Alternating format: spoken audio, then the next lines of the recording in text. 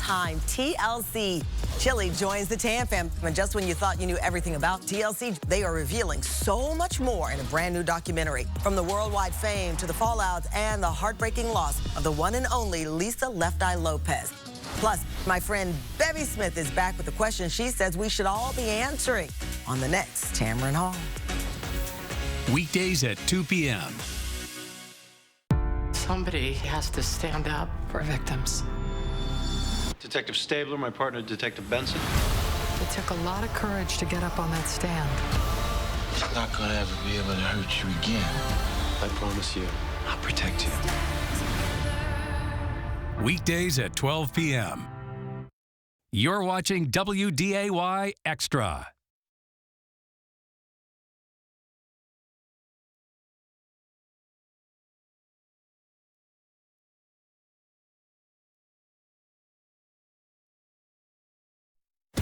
Hot Mic with Dom Izzo. Really?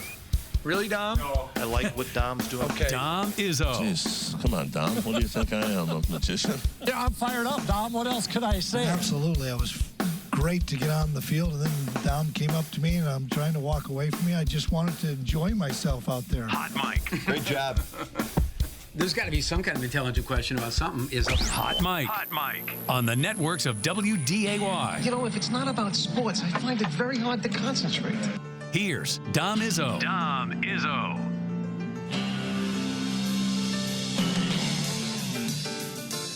Good Friday morning. Oh, that voice is creaking. Been talking a lot the last few days. Welcome to it's right before Memorial Day edition of Hot Mic on WDAY Extra.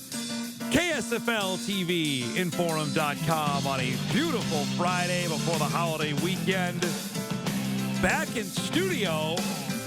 Good to be back home at our home base after the last 2 mornings out at Newman Outdoor Field. Couple of long days of baseball, and it's good to be back home and ready to wrap up the week in style. Good morning, everyone. I am Dom Izzo, host of said show. Welcome to Hot Mic as we get you ready for the holiday weekend and normally a great sporting one that is Memorial Day. And this is no exception. We got coming up this weekend, whether you're a fan of college softball, we're going to know the teams that are going to make it to Oklahoma City and the College World Series by Sunday. Whether you like college baseball, and we're going to determine the field of 64 over the next couple of days. Whether you like racing, it is a tremendous auto racing weekend. The Indy 500 on Sunday, the big NASCAR race in Charlotte Sunday night, if you like that. And if you're a fan of Major League Baseball, we're getting now to the quarter pole of the season to determine if your team is either good or not so good. If you're a fan of the NHL or the NBA, you've, of course, got that going on. Those conference finals are not done yet, as the championship series in each of those sports will begin next week. The NBA finals beginning a week from yesterday. The Stanley Cup can begin either on Wednesday or a week from Saturday. That all depends on what happens tomorrow night in Las Vegas. Either way, we've reached a prime weekend for what's going on in the world of sports. And real quick, before we dive into our show today, a quick shout out to our tremendous engineering staff, our great crew that had us set up at Newman the last couple of days. That is extra on top of what we were already doing with 2 baseball games over the last couple of days, and then you throw in a 12-inning game. It makes for a long, long day. So I wanted to say a special shout-out and thanks to our engineers. They got us set up, and we had 2 really fun shows up there. If you missed either one, you can go back and watch it, Inforum.com. We post all of our shows, including our interview with Matt Entz yesterday, North Dakota State head football coach, as the countdown is officially underway now to the 2023 football season. We're 99 days out from the start of the season. So special shout out to our guys to making sure that happened. Now we are down to the final 2 days of the Summit League tournament. We have 3 teams left. We'll be down to 2 by the end of the day as we have another elimination game on tap. Let's show you first, if you missed it, the Bison Omaha game yesterday from Newman, which was a drag-out affair elimination game. The Bison raced out in this one. Peter Brookshaw hammered a 2-run home run here in the top of the first inning, staked the Bison to a 2-0 lead. It's a 6-2 game in the bottom of the 8th when Eddie Rosario hits a 3-run home run just over the glove of Terrell Huggins. Omaha would eventually tie it on a Cam Frederick single. So we go to extra innings. Parker Pitts came on, the freshman from Volga, South Dakota, and he was tremendous. Mowed down the Mavericks, 1-2-3 in the 10th inning. In the top of the 11th, the Bison put 2 on, had a chance to put in the game go-ahead run at least. Drew Sackett would line out there to Hayden Hunt and end the inning with 2 runners on and stymie the threat in the top of the 11th. So the game will continue. Bottom of the 11th inning, Pitts was cruising here. This play I had to show because it's really impressive from Bison catcher Stephen Lund. Makes it up against the fence and still had the mask in his hand to make the catch, keep the game tied, and we go to the 12th. The Bison again put base runners on, and Lund comes through this time with a bat as he flies to deep left. That would score James Dunlap and give NDSU a 7-6 lead on the top of the 12th. They would turn it over to Parker Pitts, working his 3rd inning of relief. He gets the fly ball to right as Drew Sackett would catch it, and that would end it. North Dakota State stays alive as they beat Omaha 7-6, eliminating the Mavericks and keeping the Bison season going. That was a gutty win. And Pitts was tremendous yesterday. He was really, really good. 3 innings out of the pen. No hits, no runs, a walk, 1 strikeout. He was everything that Tyler Oaks needed. Now, here's the rub, because in a perfect world of how the game would have played out, that I imagine Pitts would have started today for North Dakota State. That's not how it worked out because they needed him yesterday, because the Bison end of the bullpen was not good yesterday. Joey Danielson worked an inning plus. He allowed 2 runs, 2 hits. He walked 3 guys. Scott Riedinger, their closer, also not good. He worked 2 innings. He allowed 3 runs. He walked 3 guys, including allowed the game-tying run in the bottom of the 9th inning. That's why Oaks had to go and use Pitts yesterday. So that provides a dilemma, which we'll get into here in just a little bit. But a gutty win, game that took forever, nearly 4 hours in length, but the Bison are still alive. They will face South Dakota State. That's because Oral Roberts put on a hitting display last night, but they also got some help from the South Dakota State defense. The Jackrabbits, who benefited from what NDSU did on Wednesday night. Remember, the Bison committed 5 errors in the game against SDSU on Wednesday. Last night, SDSU did them 1 better. The Jackrabbits committed 6 errors against an ORU team that you just cannot do that to. And they took advantage countless times in the game. Matt Hogan was great. He had 4 hits yesterday. This, you see an error on Cade Stuff, the second baseman for the Jackrabbits, letting that one go through. They pounded out 15 runs as they routed the Jacks 15-2 the final last night. 15 runs on 17 hits. The Jacks getting 2 runs in the bottom of the 9th as they had been shut out prior to that point. And in the process, win their 17th consecutive game. They are appearing in their 23rd consecutive Summit League Tournament championship game. Now, I say that they had missed 2 because they moved to a different league. They were playing in the Southland Conference for a stretch and then decided to come back into the league. And they have not missed a beat, and they're going to have to be beaten twice if they're going to be eliminated in this tournament. That was a dominant effort. And I mentioned on the broadcast last night, and I'll say it here this morning, Offensively wise, they've been great. They've scored 24 runs.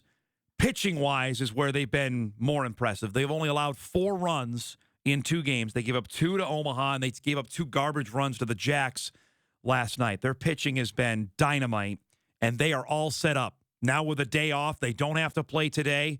They are ready to rock for the Summit League Championship game coming up tomorrow at 1. So this is what the bracket looks like through the first 2 days. We'll only have 1 game today coming up 4 o'clock here on Extra for the second time in 3 days, 5th time in the last 7. North Dakota State and South Dakota State are set to play. And this, folks, I mean, you couldn't ask for anything more. Last week, the Bison took 2 of 3. The Jacks won on Wednesday. So here we are, the best of 7. This will determine it. The series over the last week is 3-3. So the winner of this not only gets to keep playing, they clinch virtually the season series here. 4 o'clock today, North Dakota State, South Dakota State, and I'll be interested. I would imagine it's Max Logan who's going to go for the Bison. For the Jacks, that's up in the air, I would imagine, just a little bit for what Rob Bishop wants to do, South Dakota State manager, on who he may want to throw in this game today. Starting-wise, I imagine it's probably Jake Goebel who's going. Rapid City kid, sophomore, who will likely get the start for the Jackrabbits in this game today. I would venture a guess that's likely where they're going to go. So it's probably Goebel and Logan, and it's all hands on deck. It's going to have to be. And then knowing you got to win twice tomorrow to win the whole thing. So that's the inherent advantage Oral Roberts has by winning the first 2 games of the tournament. Lastly, on baseball, before we shift gears, if you missed the game last night, Jonah Cox made collegiate baseball history, and it took until his final at-bat in the 8th inning. He's the Summit League Player of the Year for Oral Roberts. We've talked about him plenty this week. He came up in this at-bat without a hit. He had a 39-game hit streak heading into this at-bat last night in the top of the 8th inning with his team up 13-0.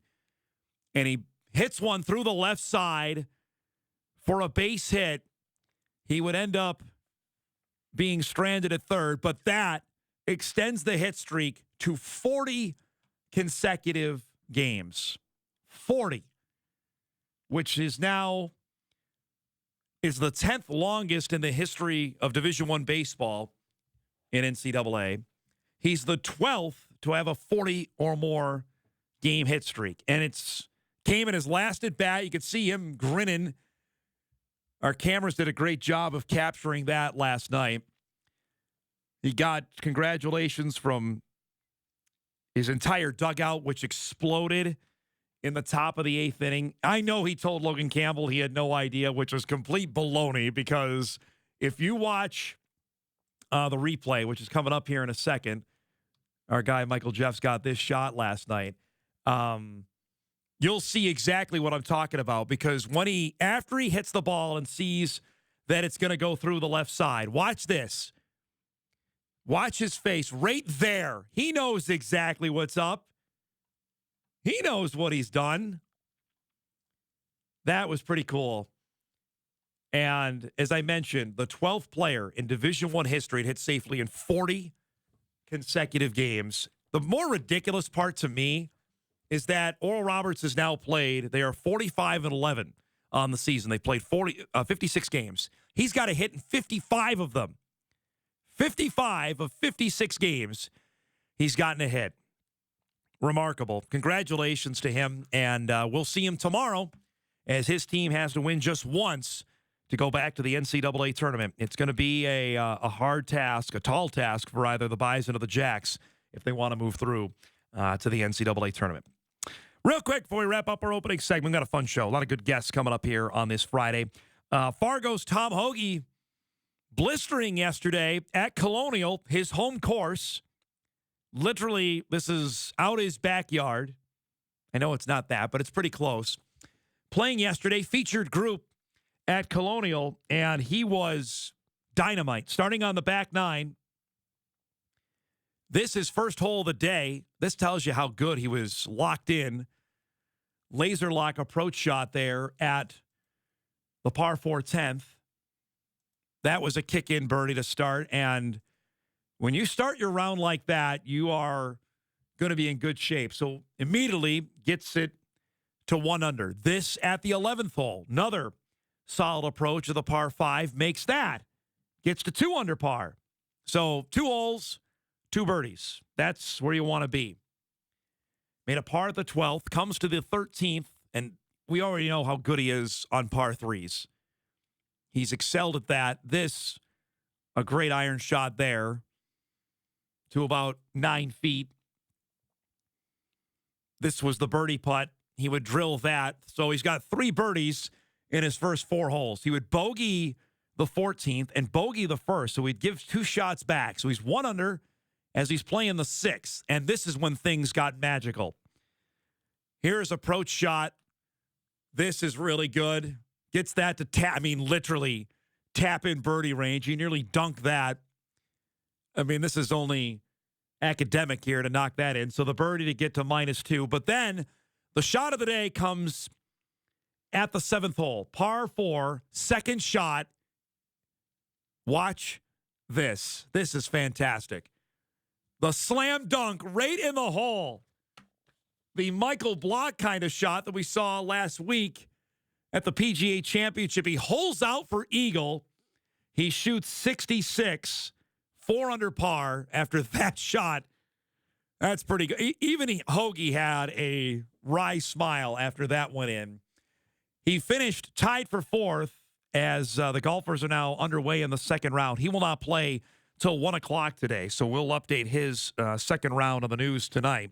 But a heck of an opening round. After he missed the cut at this event last year, I know he wanted to play well, and he's done that after a tournament where he certainly doesn't feel great about how he played at the PGA. Granted, I know he made the cut, but he was well back. Good round yesterday, and looks like he may be in contention this weekend at his home course at Colonial. So congrats to Tom, and we'll keep an eye on that coming up this weekend. We are packed today on a Friday. Action-packed. And a couple of our guests that normally join us earlier in the week, they were gracious enough to move their time slots. So Drew Trafton will be by here in just a few minutes as we'll get ready for the weekend. His Mariners are red hot. We'll discuss that at 9:20. How about this? We got a big-time shooter, Hall of Famer.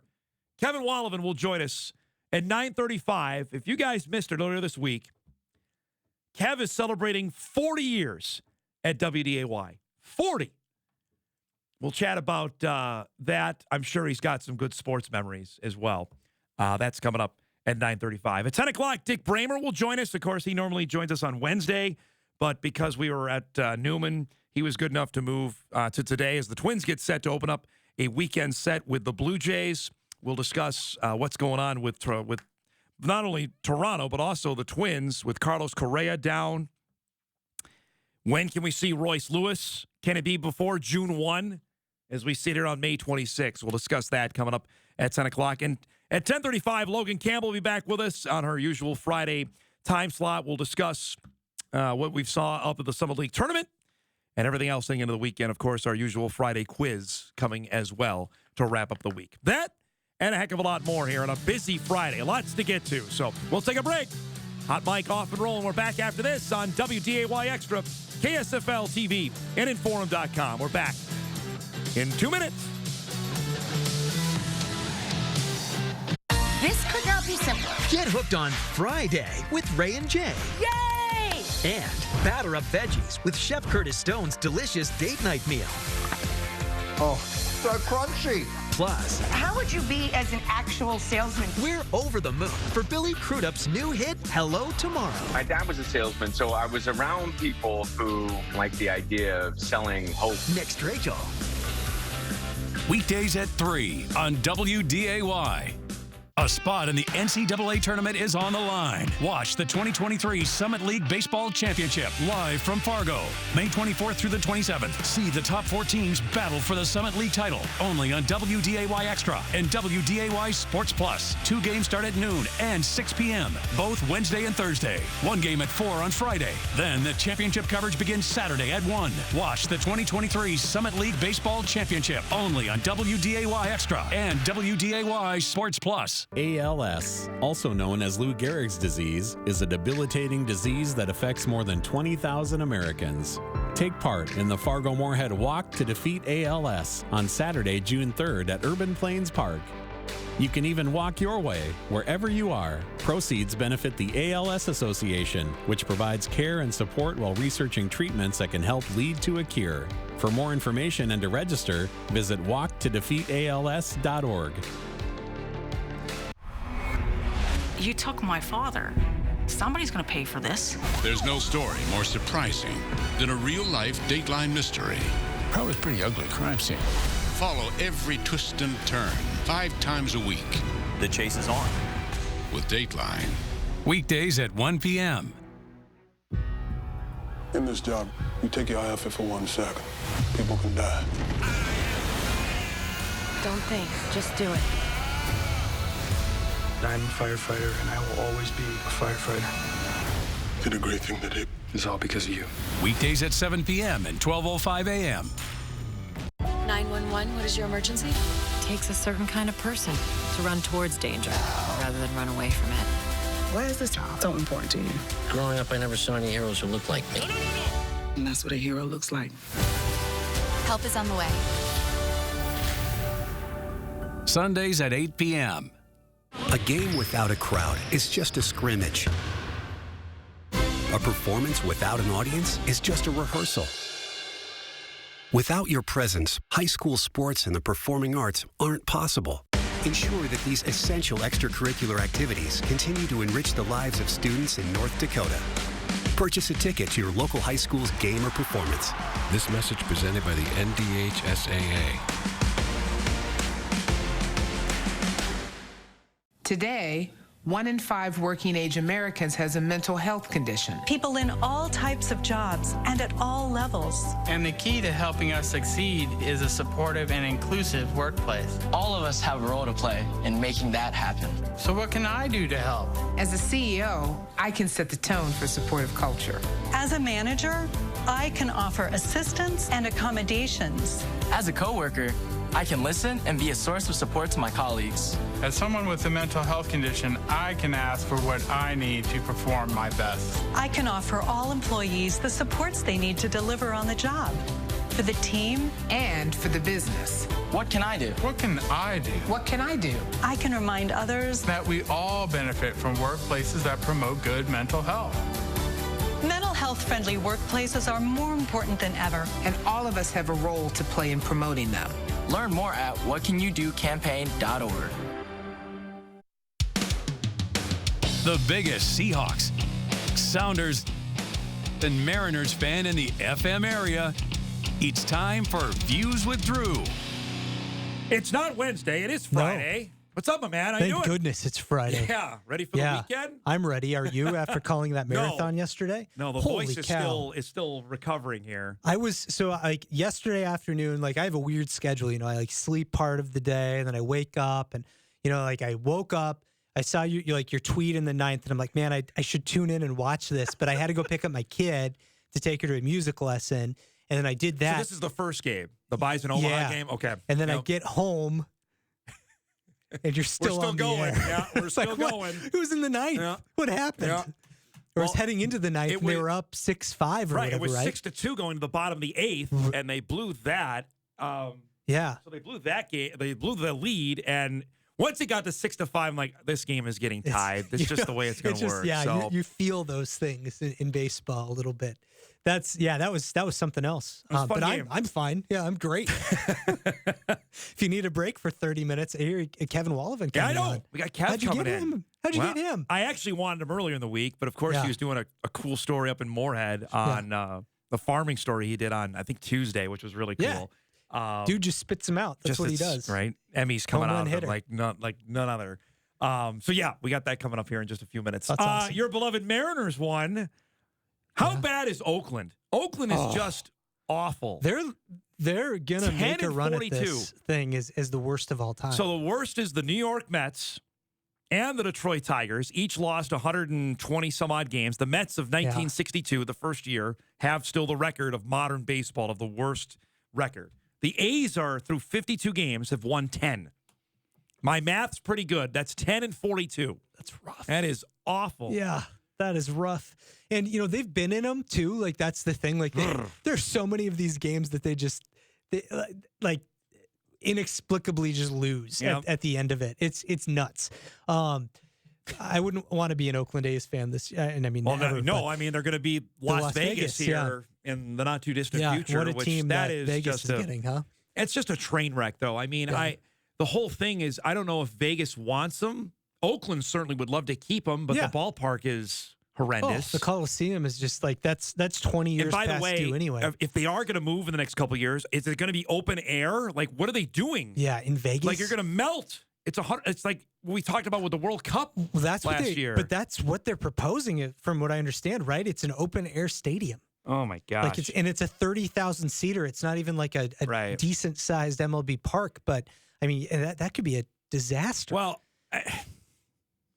But I don't know. I mean, people who want to watch baseball are going to go watch baseball. They're not going to watch it when they're going to melt. You know what I mean? They can't play every game at night. You know what I mean? That's true. Yeah. Like they can't just play.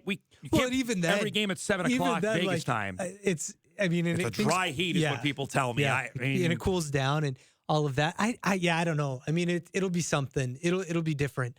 But yeah, and I feel bad for fans of the A's because they are great baseball fans. That is a great baseball city that has had tremendous.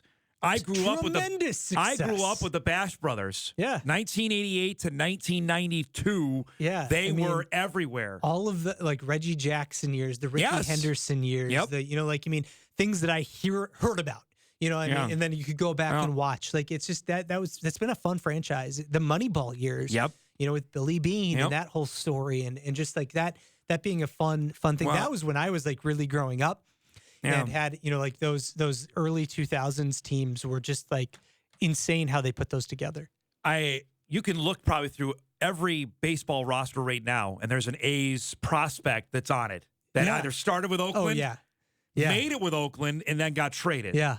I mean, the pitching especially, like the way that their philosophy on that of like, you never that you always trade up. You always trade at a high mark with relief pitchers especially, and you just push them out and you just keep growing them, and it works. The Mets have Mark Canha on their roster right now, who they signed from Oakland, and I had never heard him. Like, boy, and this guy's pretty good. He's really good. He leads the league in getting hit by pitches, which I guess is a thing, but it just goes to show you. They find guys. They have a great farm system, and it's just too bad that's going to go away. We do this every week because you're on, but the NFL made news again this week. Two things. Of course they did. Tell me what you think about the Thursday night deal, the flexing of that. Now, we know why. We talked about it earlier in the week. This is a complete NFL. So, okay, well, Amazon spent $2 billion with us. Can we throw them a bone and maybe give them some better games? I think we have a graphic here of the games that could be affected here at the back end of the schedule, which is weeks 13 through 17 of the schedule. Now, it's a 28-day heads up, and no one can have it more than twice. And if it doesn't happen this year, it automatically goes to 2024. It's a money grab. We know this. But, boy, this is a hose job to the players. I know the very first game is, I think it's Seattle at Dallas. It's the Seahawks, right? And they're not going to move that one out. I can't see them moving that one out. They're not moving the Cowboys out of prime time. No, and the only one that I saw on there that looked really movable to me was, I think, the Saints-Raiders. Raiders at Saints. Yep. And I mean, those are huge fan bases too. So unless it's just, and I could see a world where they're not competitive at that stage of the game, either team. And if that's the case, then I don't think that, I think that one could get bumped. But can you imagine getting bumped in there? Because so you're going to be it's a game worth watching. So at least one team is being really competitive, and all of a sudden you're on 3 days less rest. or like that. I look at more just as a fan. If I wanted to go, right, and the schedule came out a couple weeks ago, I'm like, okay, I know it's going to be Patriots Steelers on Thursday night. Yeah, and I've got my plane ticket. Right, I got my hotel room, and then you're telling me a month out, bam, you're moving to Sunday. Like, wait a minute. Or on the flip side, if I'm going to a game on Sunday, and then you're moving it to Thursday, I mean, come on, you have to get out there 3 days earlier, right? Like that doesn't work. It just to get out there like that's not gonna fly. Yeah, there's a Chargers Raiders game December 14th. Okay, that's maybe week that was 15. the one. That's a divisional matchup. So you've. But yeah, the week after that, you got Saints Rams. Saints Rams. That was probably the one that I was looking at. Yeah, because the Rams aren't going to be good at all, and the Saints, who knows? But I it's don't just think. Like, how much more can we do to the fans that actually want to go to the games to give them a bigger middle finger to them? Yeah, you know what I mean? Yeah, it's like, but I mean, like you said, we know they're catering to the people watching on television. The reason football's so popular is because it's a TV sport. Yep. It is the perfect TV sport. I mean, they're like, baseball obviously way predates television. It was, it's a sport that was set up way before that could become popular. But I mean, football and TV rose at the same time. Yeah, I mean, they really did, and it's not a coincidence. And that, it's a TV sport. It's built perfectly for it, and that's why. I mean, that's what's driving it for sure. Last thing before I let you go, they also signed off on now fair catching on kickoffs, which is what college football has, which is signaling pretty much the death knell of the kickoff. Well, right. My mind went to, okay, so do you let your, traditionally, your field goal guy would also do the kickoffs, distance guy more often. But I've got to think that's got to be completely moved away now.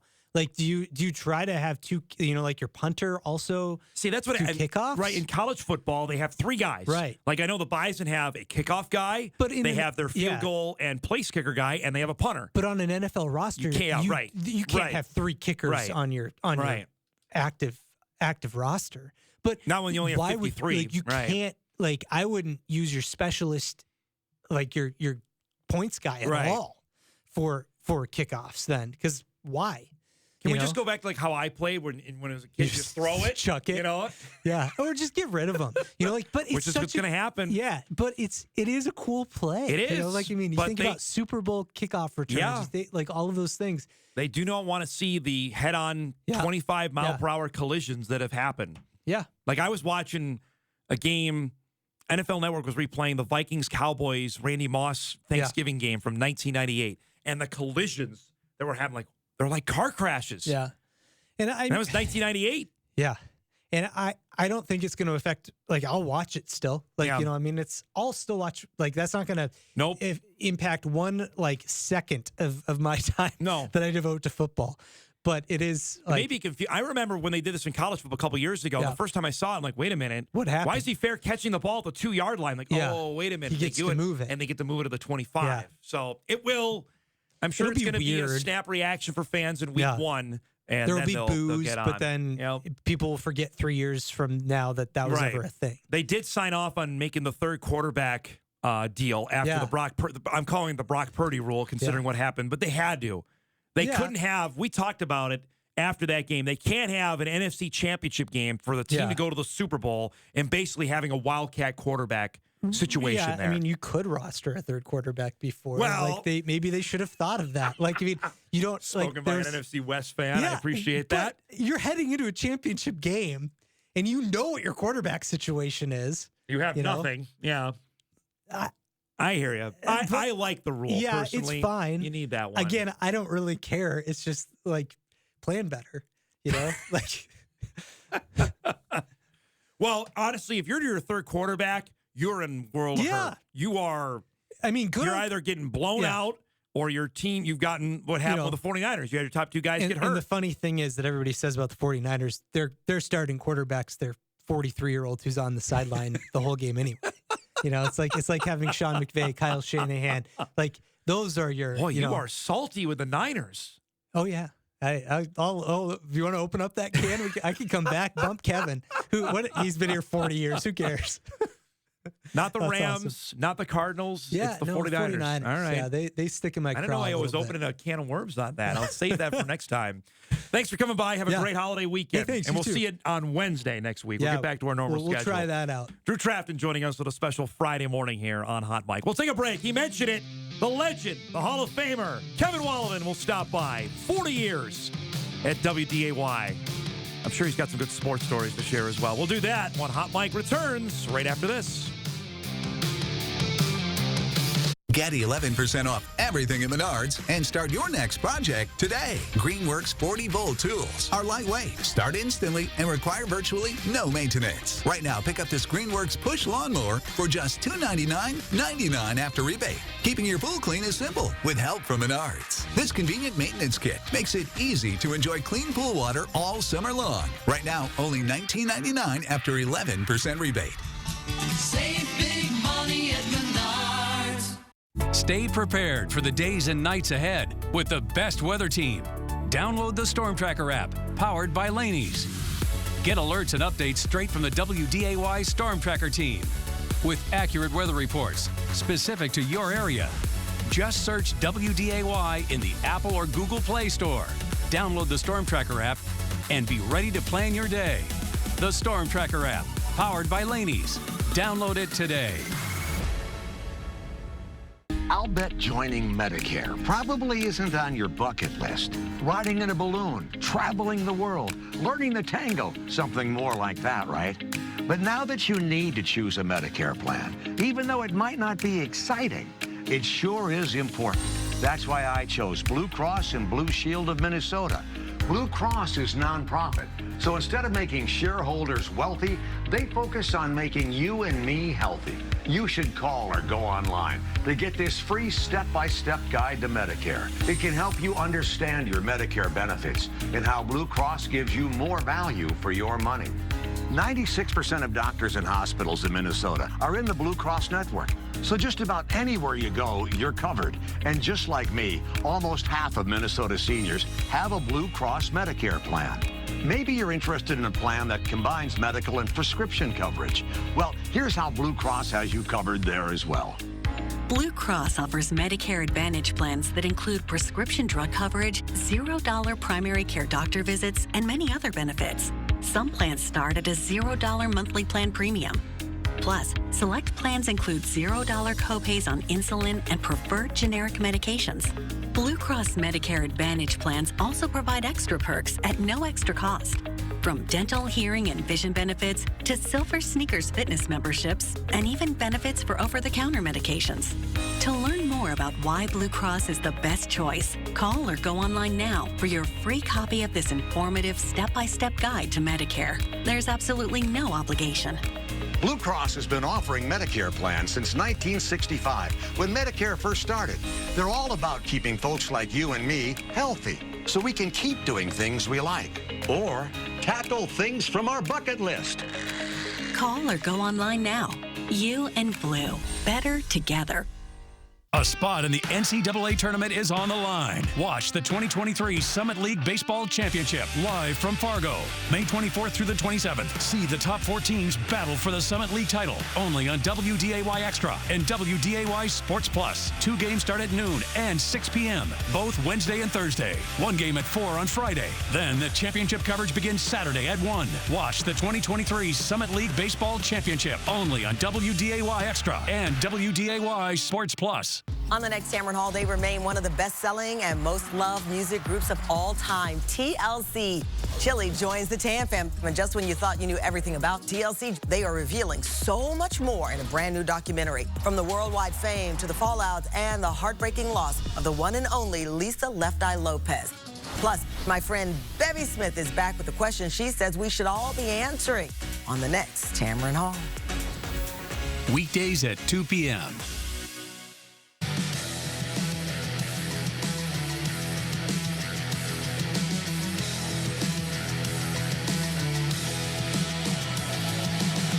Don't forget, Summer League Baseball tournament coverage continues later today. 4 o'clock, we'll be on the air here on Extra. South Dakota State, North Dakota State elimination game. I do not expect a 17-4 game like we had on Wednesday. The winner will play in the championship. The loser is done. So Bison Jack, once again, coming up later today at 4. How about this? On a Friday, we don't get any kind of guest. We get one of my heroes, Kevin Wallevand in studio. 40-year anniversary early this week. Happy anniversary, my man. Thank you. Setting back TV, 40 years. Come on. Oh, thanks.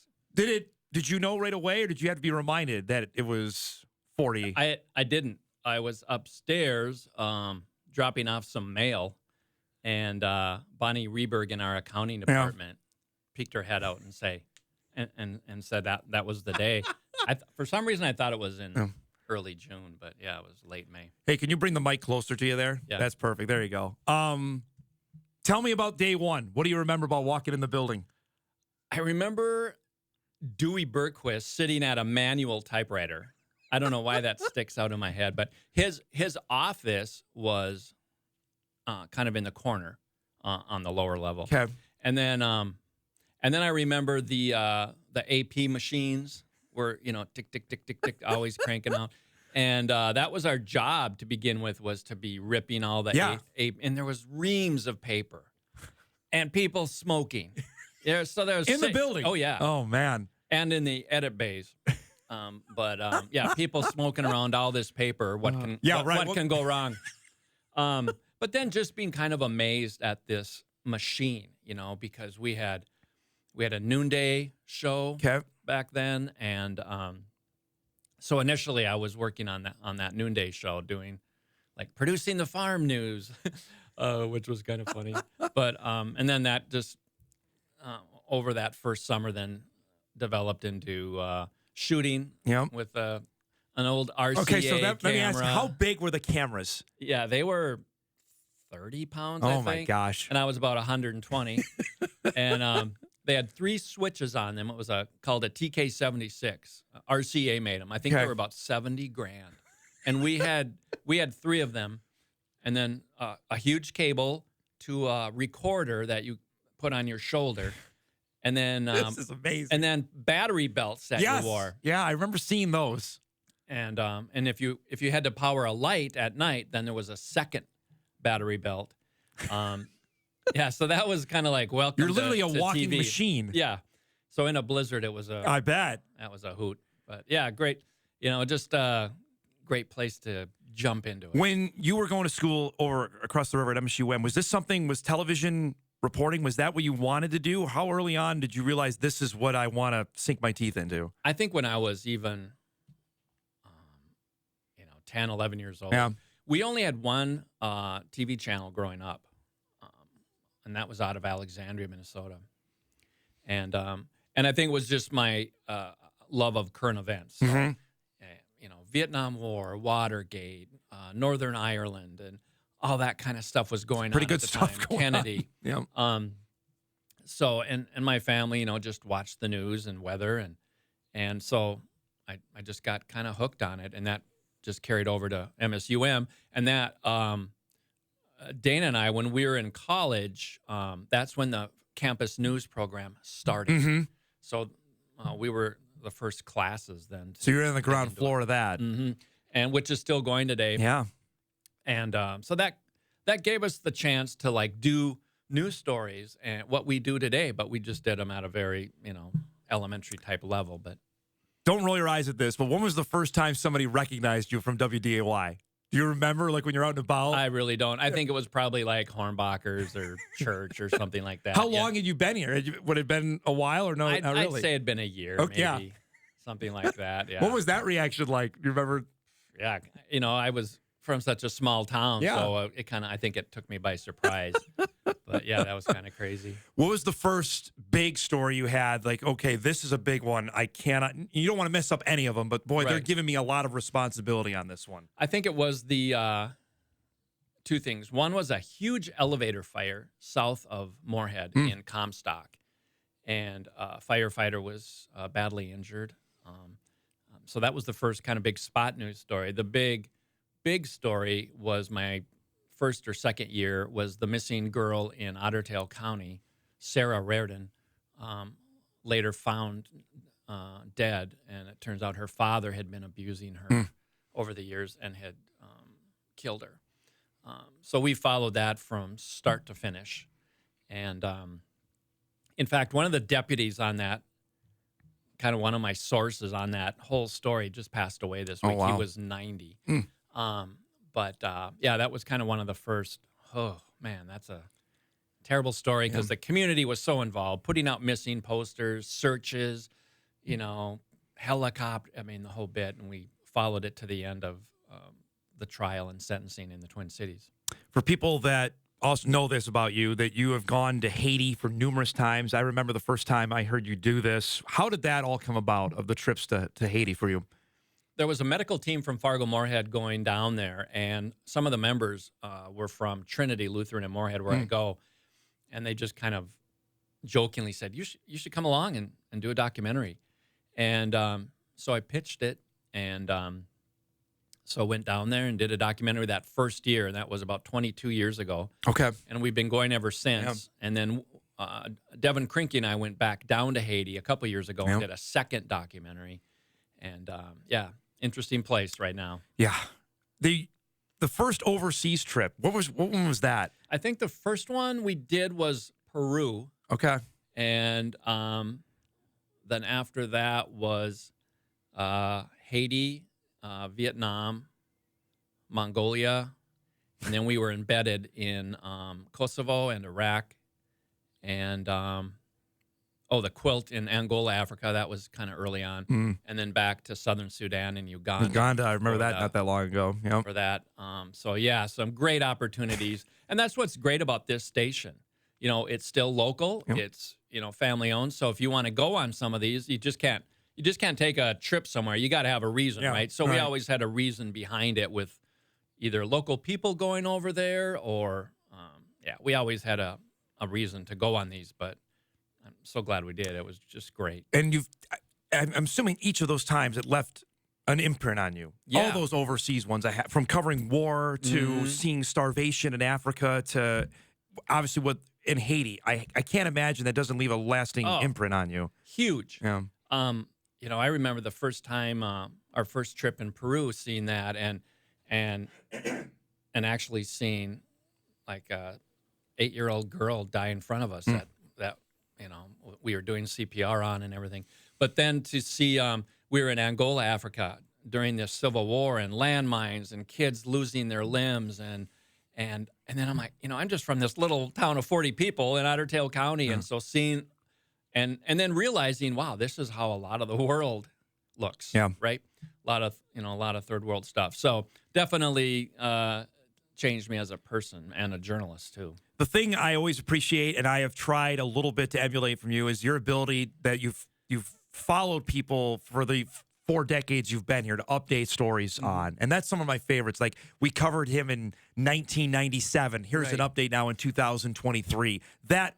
I've done a little bit on that on the sports side of things. Like, here's an athlete we've been covering for a while, and now, bam, now Division I player or got a scholarship somewhere. Yeah. Those, I think, how gratifying are those to see either a person that had some severe difficulties at birth and now going and the one I forget now with Parker Siebens. Yeah, the one that had at NDSU that had in the water as well was fantastic. Yeah, Parker, who lost his arms when he was 3 in a power takeoff accident. Yeah, we've followed him for decades, and gosh, I was able to go. I got invited to his wedding, and so just fun stuff like that. In fact, tomorrow I'm going to a grad party of a kid we followed 15 years ago.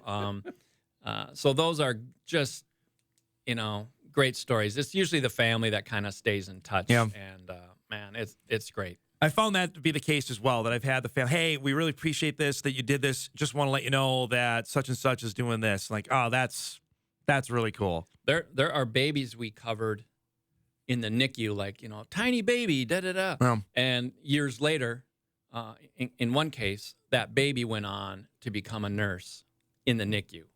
Wow. So 25 years later. Full so circle those are there, huh? great stories, yeah. All right, well, you have a couple more minutes? I do. We got a break because you are a great sports mind. I got a couple sports things I got to talk to you about during your time here, and how Norway celebrated your anniversary. Unbelievable. We got to do that. Let's take a break. Much more with the legend, Kevin Wallevand, as we'll wrap up hour 1 on a Friday on Hot Mic. We're back right after this.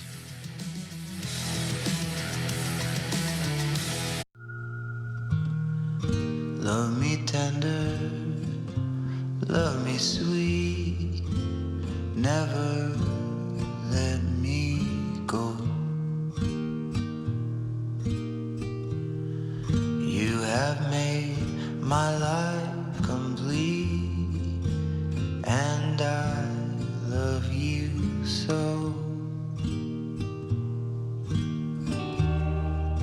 Love me tender, love me dear, tell me you are mine. I'll be yours through all the years, till the end of time. Love me tender, love me true, all my dreams fulfilled.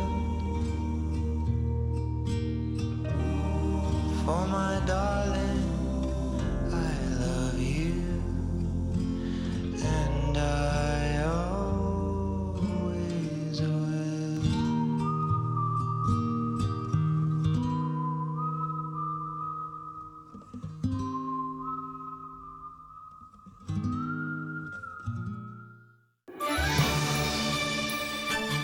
I'm Tyne Morgan, host of U.S. Farm Report. Join me right here each weekend as we explore the news and issues that matter most to agriculture. We know each year farmers and ranchers are thrown challenges, but as agriculture continues to adapt, we are right there with you. From markets to weather, we take a deep dive into what matters most to agriculture and rural America. Saturdays at 6 a.m. It's been said that when someone you love has Parkinson's, you have Parkinson's. The truth is, Parkinson's disease doesn't just affect the diagnosed. It affects everyone who supports and helps care for them. Worldwide, over 10 million people are living with Parkinson's, a neurological disease that affects movement. And with so many places to search for information, it can be difficult to know where to begin. The Parkinson's Foundation has answers. Answers for everyone in the fight. We can help you understand the disease, help you find expert care, give you tips for living a better life, share the latest research, help you find local support, and there's a free helpline you can call. Find your answers and join us in the fight against Parkinson's. To learn more, please go to parkinson.org or call 1-800-4PD-INFO. The Parkinson's Foundation. Better lives together. Overcoming drug addiction was difficult, but I found the path to recovery that worked for me. Treatment helped me come to terms with the issues in my life that caused me to use drugs. And I found better ways to cope. Learning I had a substance use disorder helped me realize I needed to make a change. The road to recovery is different for everyone. There were good days and bad days. But I found strength in seeking help. My friends and family made a huge difference in my recovery. I never gave up. I found my path, and I keep walking it every day. Find the path that works for you. Learn more at cdc.gov/stopoverdose.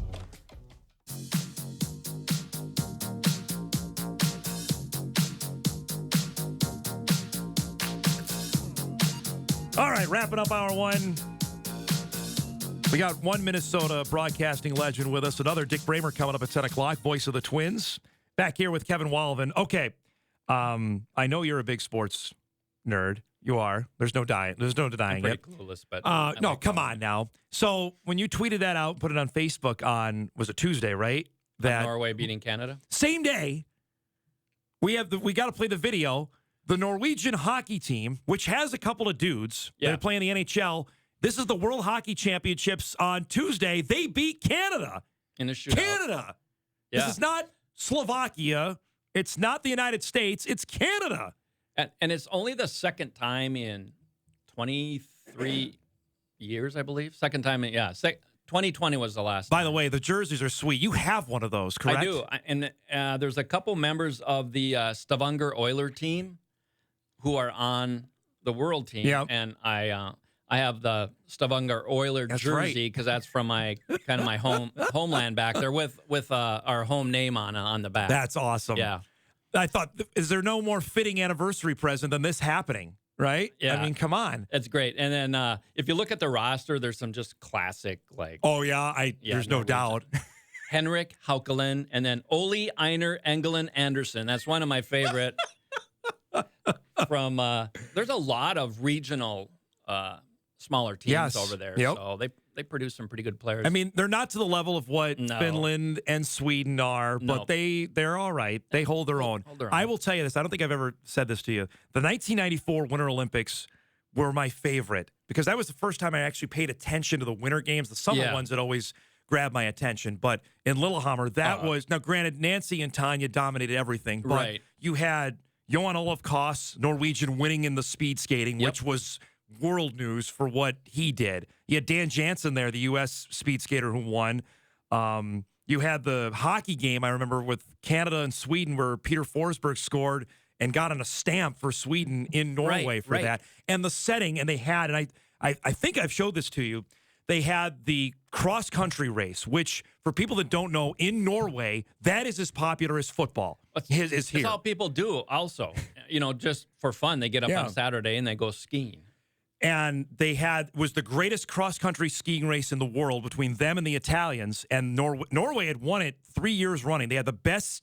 They had Bjorn Dali, who I think is, in terms of, well, now he's probably been passed, who I want to talk about in a second, but he's probably the most famous athlete in the history of Norway. Exactly. And he was skiing the last leg of the race, and the unknown 20-year-old Italian guy beat him in Norway by like a half a second in front of the entire country. It's like if everybody watched the Super Bowl in the United States, which people don't, they still get 100 million people to watch it here. Literally every television was on in Norway for that. I have that document. NBC did it. Gosh, it was the 20-year anniversary of it. It is fantastic. Kind of the darkest days for the country. But I've been to Lillehammer, and it's a beautiful what a sight. Setting. Yeah. It's just a great city. That was cool stuff. So I just, that to me speaks. I think of you whenever I see that because that's just awesome of how much passion they have for that. I say that for Bjorn Dali because right now the best soccer player in the world, Erling Haaland, is from Norway. Yeah, and they love the sport, but it's kind of like there's a few golfers from Norway too, right? I'm like, where do you guys play or Victor find the space? is a Norwegian who's really, really good. Because there's not a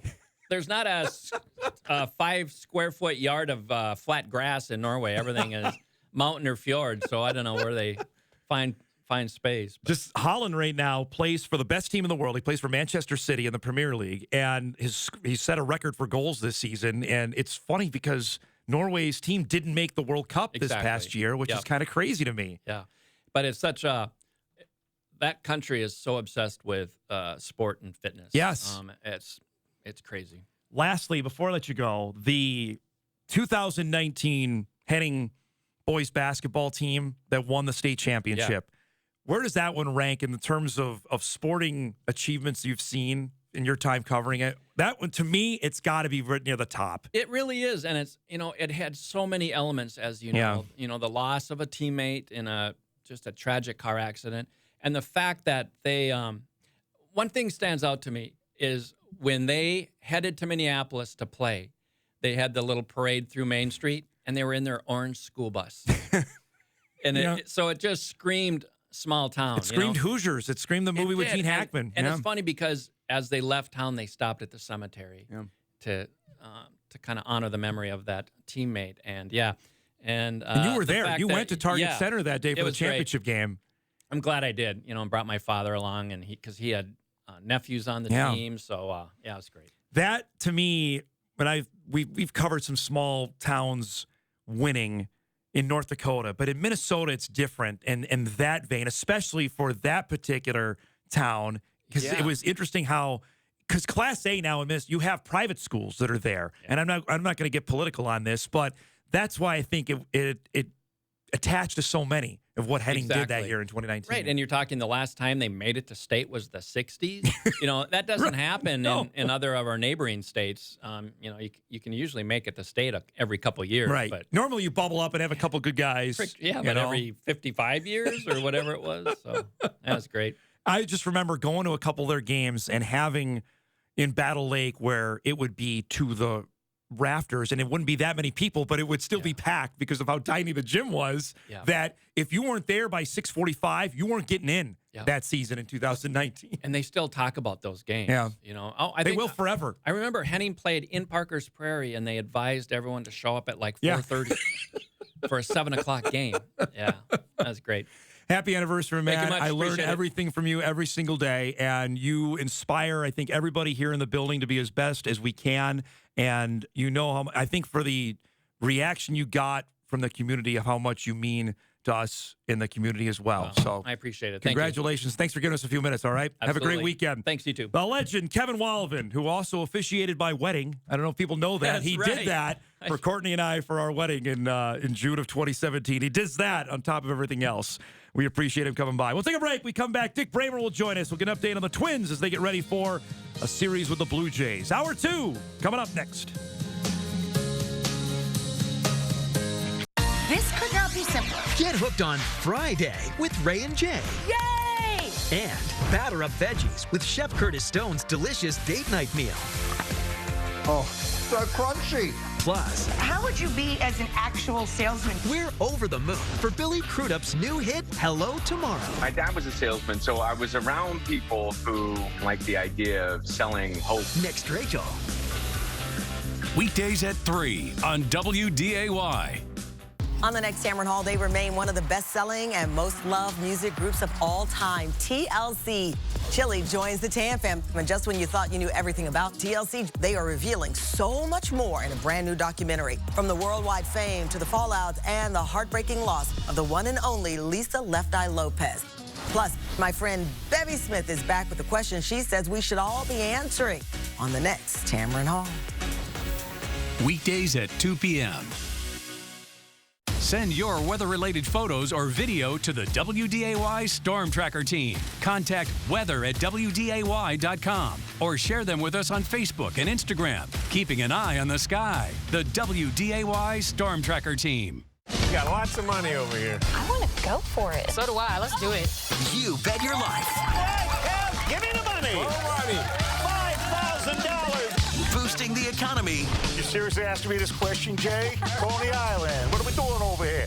Every weekday. Kev, give me that money. Oh, yeah. I'm going to give it to you like an Italian uncle. Here you go. You get yourself a little something there. There you go, right there. Weekdays at 3:30 p.m. Victor deployed for the first time to Afghanistan in 2003. At 4 in the morning, my phone rang. They said, I regret to inform you that your husband was wounded in action. Victor sustained a moderate traumatic brain injury. I was doing school full-time, and I was also then caring for Victor. One of the most important elements of caregiving is taking care of yourself.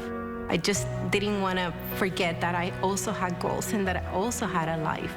What I did is I challenged Victor to meet me halfway. He asked all his therapists to help him undertake some of the house chores. There are almost 6 million military and veteran caregivers across the nation. We have our own journey, and we can fulfill that journey at the same time that we are helping our loved one. Visit aarp.org/caregiving for a free military veterans guide to navigate your caregiving journey. There are places, people, and conditions in this world that almost seem beyond hope. But not when Mercy Ships is there. Mercy Ships is a place restoring sight to the blind, normalcy to the deformed, beauty and happiness to the outcast, and joy to the brokenhearted. And many times, you can almost see the life coming back into them. Can't beat that. Mercy Ships is the largest floating civilian hospital in the world. staffed with some of the most skilled volunteer medical professionals and crew, Mercy Ships is the reason why hope is now in sight for those who need it most. To learn more, go to mercyships.org today. Adopting you was the best decision in our life. And I am so proud to call you my son.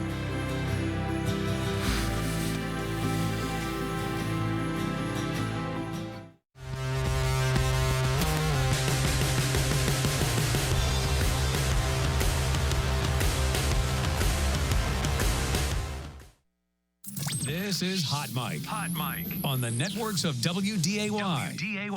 Here's Don Izzo. A drive to left field. He has done it again. And a leaping catch on the warning track. Got him. And the Twins complete the sweep.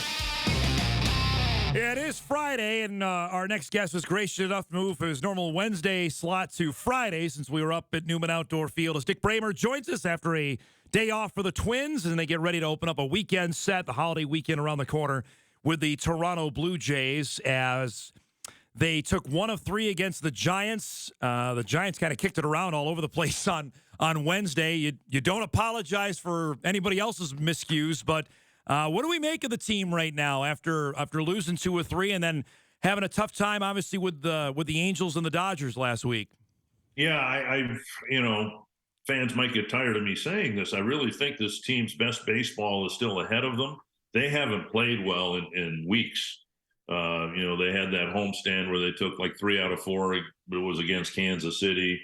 And then they came home and won 2 out of 3 against the Cubs, 2 out of 3 against the Padres, and that's all fine. But those teams, are floating right around 500. I think to look at a baseball right now, Major League Baseball, at about a third of the way into the season, there appear to be just a few really good teams and a few really bad teams, and then a lot of just about everybody else is within a week or 2 of the 500 mark, one way or the other. You have a good week, you can get above 500. This is really an important stretch because they got a Toronto team that has really been struggling. Essentially the same record as the Twins. They're in last place in their division. Twins have about the same record, and they're in first place in theirs. And then you go to Houston, and Houston's had some difficulty getting going too. They got Altuve back, and then that seemed to spark them. And then we come home and Cleveland's going to be here, and that's going to be a big series. So there is, I think, some urgency as there should be around Memorial Day. And then after that, it's Tampa and Toronto on the road. So I mean, this is when you start figuring out how good you are. And the old baseball axiom, as you know, is Memorial Day. Is that defining mark, Dick, if you're either good or you're not going to be good. I know the Nationals kind of blew that out of the water a few years ago, but that is the traditional mark of the season, is figure out, okay, where are you as a baseball team? Right. And so they're going to be playing some teams that have had struggles like the Twins have had, including Toronto. They've had a really rough stretch, and it's been against teams within their division. The Twins have struggled, and it hasn't been against Cleveland, and it hasn't been against Chicago or, Detroit, which is they haven't even seen the Tigers yet. So, we'll see what happens. It would be nice to be able to run your best players out there, and the Twins haven't been able to do that, and that's been part of the problem too. Speaking of that, with Carlos Correa, we mentioned yesterday with the Lisfranc and the injury. Is this any way connected to what everybody was talking about in the offseason with the ankle? Not based on what we've been told. Okay. I don't know. I believe it's his left heel, and the concern was with the right ankle, so I don't think it's an issue at all. And we'll be curious if he's in the lineup tonight or whether they put him on the injured list. I don't think that decision has been made yet. So we'll see what happens. They, really need him. And one of the issues too, and I think we've talked about this, the plan to have Byron Buxton as your full-time DH seems to be working, right? He's going to end up with over 600 plate appearances. The numbers are going to be there. He's stealing some bases. He's drawing walks, and that part's fine. But then when you have a Polanco or a Correa that's got a little nick something where he can play, but we really would rather have him just DH instead of standing in his feet out in center field or second base, shortstop, whatever. You can't do that because then you got to take Buxton out of the lineup, and nobody wants to do that either. Yeah, it's a catch-22 that they're facing there. And then you have what happened with Buxton over the weekend, where he comes out of the game, and you hear Rocco Baldelli say, "Well, we're trying to." It almost, to me on the outside, when I heard Baldelli's comments, like Buxton's 38 or my age, like he's 40 years old when he's not in his late 20s, and that. I know that's where we're at, but it's depressing when you hear something like that. I know this is what they have to do, but I heard that your shoulders just kind of slump, like, this is where we're at. And to further accentuate that, it's right after we saw what he can do when he's healthy, right? A terror on the base pass, stealing bases, first to third, and here's what I think is going on. He had the knee surgery last year, but this wasn't just clipping some cartilage. I mean, this was something different. And I'm not an orthopedic guy, so I don't know what it was. But it was something different that he tried to play with last year. They had surgery, and he survived it. Yeah. But I don't know how much better his knee feels than it felt a year ago. He's out there DHing. He hasn't been in center field. I was intrigued, because when we came back from the road trip, he met with the media. And he said something I thought that was really encouraging, and that is, because we haven't seen him out in center field shagging flies or anything. But he said he's doing his defensive work, and he's, preparing himself as best he can in the hopes that he'll be back out there in center field. We've seen no evidence that he's anywhere as close to grabbing a glove and taking the field. So at least he says he's doing something to prepare himself to be a full-time, back and forth offense, defense type player. But, I think it really hurts him to run. I really do. We're seeing the same stuff we saw last year. He's busting it down the line, and he still gets down the line really well. Yep. But it takes him another 90 feet to decelerate. He runs down the line, and he's halfway to the right field wall by the time he turns around and comes back. That to me is a sign that he's running through a lot of pain. I know it seems like we've talked about this every week. I think you mentioned this to me. We'd be surprised if he plays the outfield this season. Is that a right assessment to make? I would be surprised, only because, again, as I said, we've seen no evidence that he's not going to forget how to play center field, right? But if Michael A. Taylor stays healthy and, he's striking out at an alarming rate, but, he's a number 9 hitter, and if he can defend center field the way that he has, I don't know what the incentive would be to run him out there, Buxton. Now, if we're in August and we're, somebody is still 2 games behind the Twins and these games are critically important, and now you get into September, then you hope to have a playoff game, well, then they may say, hey, look, we need to have our best team out there, and that's him in center field. I don't know. All right, I'm not sure if every Twin fan is circling for May 29th. That's when Royce Lewis can come off the 60-day injured list, which, of course, that's I think the anniversary of when he got hurt.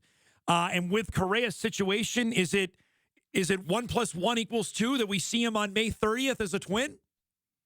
It's entirely possible. I don't know that I don't think he needs to prove to anybody that he's healthy.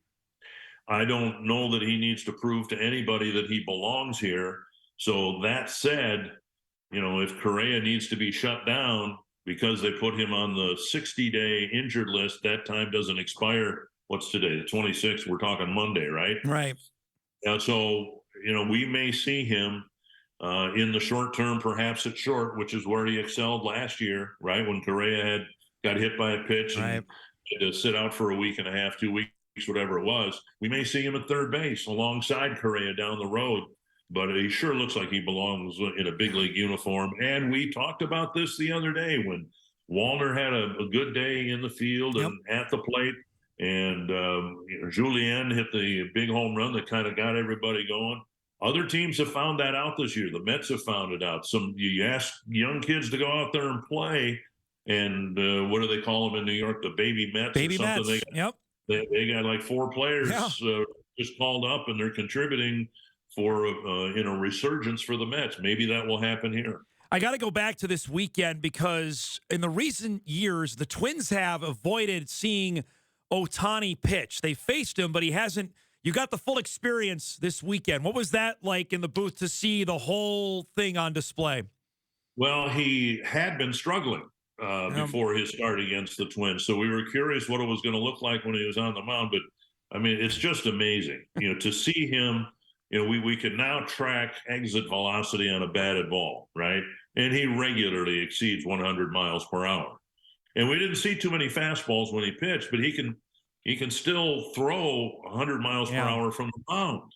I mean, we've never seen anybody do what he can do in one player do all that. We got Duran who can throw 100 miles per hour, and we got Buxton who's high in the exit velocity, but they're 2 different players. This guy's just a marvel.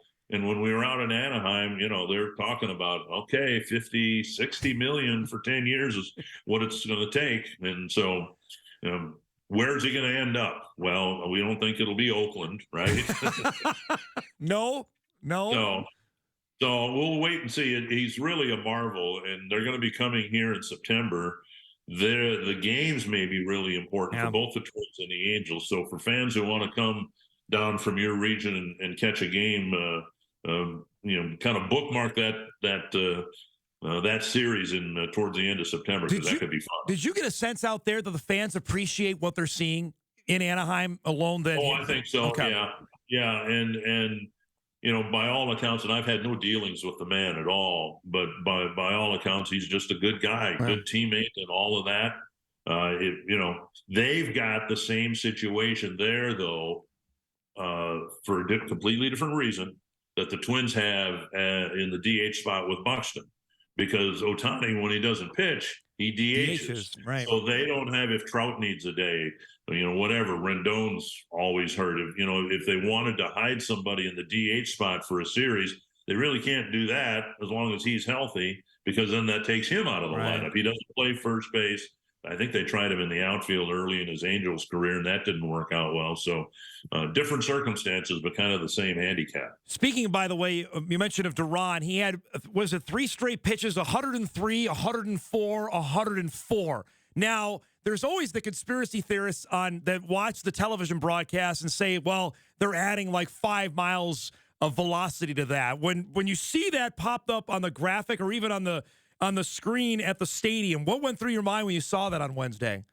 Well, first of all, technically the last 104 mile per hour pitch that he threw was 104.6. So if you rounded it up, that's a marvel. But we've seen guys throw that hard. What absolutely stunned me, his split finger pitch, he was throwing that 101. Yeah. And it's like, okay, what chance do you have? We've got players now, and he maybe is at the head of the class. We've got players now whose off-speed stuff is triple digits. It's just mind-boggling. Yeah. I don't know how in the world anybody can expect to hit. I mean, and the people who can hit are just, medical marvels. To be, the human eye can only absorb so much, right? So you're supposed to pick up spin, and the off-speed stuff that's coming at you at 101 miles per hour, man alive. Yeah. I mean, most of us, we had to shut it down when the pitch was over 60 miles per hour in high school, right? Well, we talked about this beginning of last season when he was making his way onto the roster, like, who's this guy and how hard can he throw? And now it's like, to me, it's almost appointment television. When he comes in, I'm not going to miss how he's pitching. Good or bad, I want to see him throw. Right. And so he's got 3 extraordinary pitches, and you can understand why he was a starter up until last year. You have to understand he's fairly new to this closing business.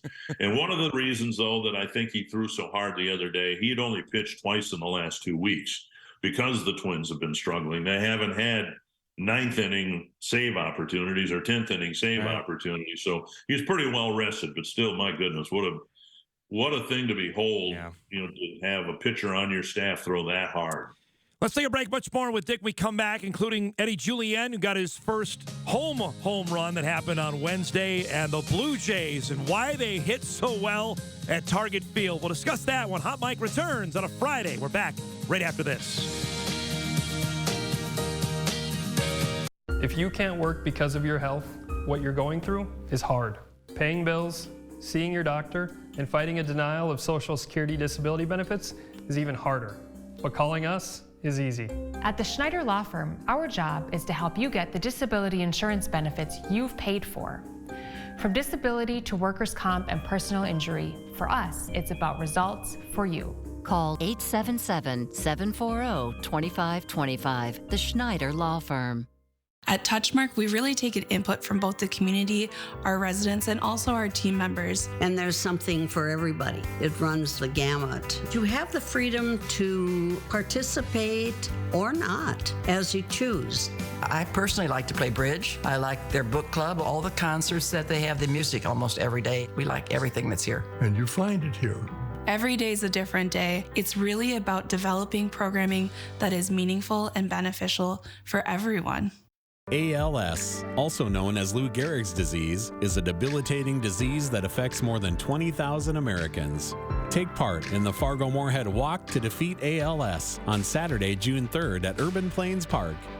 You can even walk your way wherever you are. Proceeds benefit the ALS Association, which provides care and support while researching treatments that can help lead to a cure.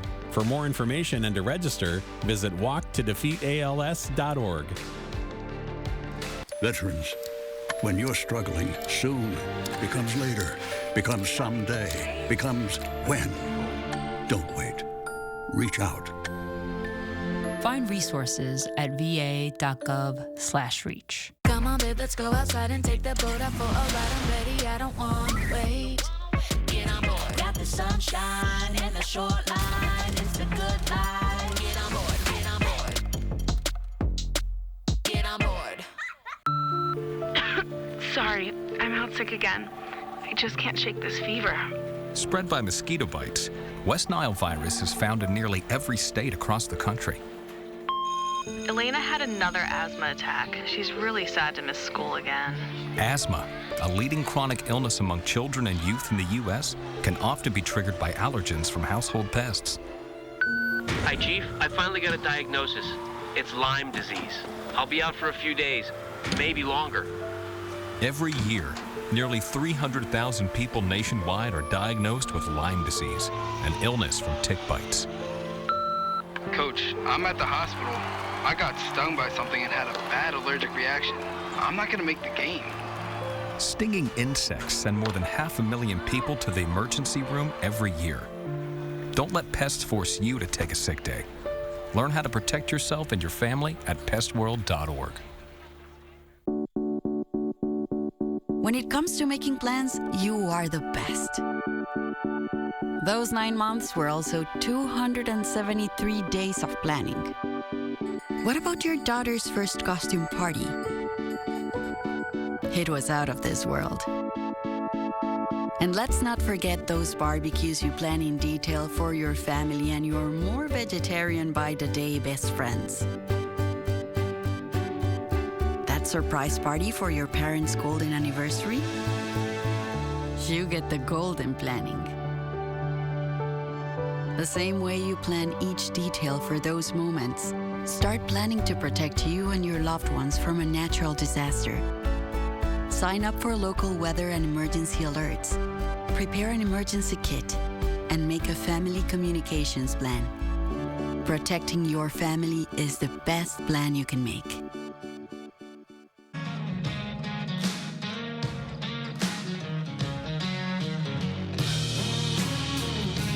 Back here on a Friday morning, Dick Bremer, gracious enough to give us some time on a Friday. We normally joined us on Wednesday. Twins and Blue Jays coming up 7 o'clock tonight. Is it official the Blue Jays have hit like 500 home runs at Target Field? Can you confirm that? It seems like since the ballpark opened, I know Jose Bautista love hitting there. Yeah, him and Encarnacion, they hit both. You know, it was like batting practice. And if you wanted a souvenir, don't just get a seat in left field, go in the upper deck in left field, because that's where a lot of them ended up. So, but it's a different team. They've got some really good players, but they've been scuffling too. And so we'll see. This is the Twins for the next couple of weeks are going to be playing playoff caliber teams, or at least teams that figure they've got a shot at getting into the postseason. And so we'll see, how they play. And, the one comforting thing, and we've said it a number of times, they continue to pitch well. And when that's the case, it'd be one thing if, when they did win over the last week or so, it was 13-8 or something like that. They've been tough losses, but they've been competitive losses, if that's any consolation, because they pitch so well. Eddie Julien, has he kept his spot up here when everybody comes back? Is he a permanent member of this team, you think? Well, no, that's the problem, right? Okay, so you want Polanco back, you want Kepler back, you want all these guys back. You hope Correa doesn't go on the injured list. Right. But you still can only have 26 guys on a team unless you got a doubleheader. So, if Polanco comes back soon, and we hope that's the case, well, then I would imagine Julien's the guy to go, and then you're going to try to elbow room for Royce Lewis someplace too. So if you add him, then somebody's got to come off the roster or go on the injured list again. So it's going to be curious. You'd like to have your frontline guys out there, and we haven't even talked about it. I think one of the reasons the bullpen has had such a tough time lately, they really miss Caleb Thielbar. You see the right-hander struggle, Jax has struggled, Lopez has had some disappointing outings, but they really miss that lefty. I was going to ask you on the bullpen, where it seems like it's bending here. What can be done on that end outside of waiting for guys to get healthy? Well, Caleb, I think, will be back, not for this road trip, just quickie to Houston, but I think he'll be back for the next homestand. So that'll really help, because you take you take a guy who's normally pitching, getting outs for you in the 7th, 8th, or 9th inning, and if you take one of those guys out, then everybody else has got to step up, step back, whatever, to try to fill that void. Right. And I'm not saying that's the root of Griffin Jackson's problems, because those started before, Caleb Thielbar got hurt. But it'll make things a whole lot easier, that Giovanni Moran has stepped up and gotten some big outs and pitched some big innings for him. That's good to see too. But you really like to have, your number one lefty reliever back in the lineup. It's tough to, you got to mix and match as well. And granted, you can't really do that anymore, because relievers come in, they got to face 3 guys. So it's not the old, matching up with hitters that managers used to do, that when you bring a guy in, now he's in for at least 3 hitters. So you've got to get guys out. Right. And another thing that compounds the problem is the Twins rotation, as good as it's been, it's all right-handed. Correct. If you got a left-hander that could, start, and then the other manager has his right-handed lineup in there, then you've got some answers with your right-handed relievers who are still pretty healthy. But we don't have a left-handed starter, and so we get a lot of left-handed hitters in the starting lineup, and then the righties come in late in the game, and they got to try to find a way to get the lefties out. I had a couple emails before coming on today, knowing you were going to be on, asking about, in addition to the broadcast booth, you had Trevor Plouffe this weekend, former Twin, out in Anaheim. How did that go, and will we hear him more the rest of the season? I thought it went really well. We had him in the dugout or down on the field when we were at Dodger Stadium, and then we had him in the booth, and I thought he really did a good job. And I thought the discussions between Trevor and Justin were really, really interesting. I like it, and this is a selfish thing, I like it when I'm working with people and I end up learning something about the game that I didn't know, how it should be played, where he should be standing on the relay, all this kind of stuff, right? And I just thought they both did a wonderful job. He will be back with us, not on this quick road trip to Houston, but when we have the Tampa Bay Toronto trip, I think Trevor's going to be joining us, and I hope it's up in the booth. It's kind of awkward when whoever is down on the field, because out of sight, out of mind, right? You have to remind yourself, oh yeah, Trevor Plouffe is down there, I got to bring him in on something.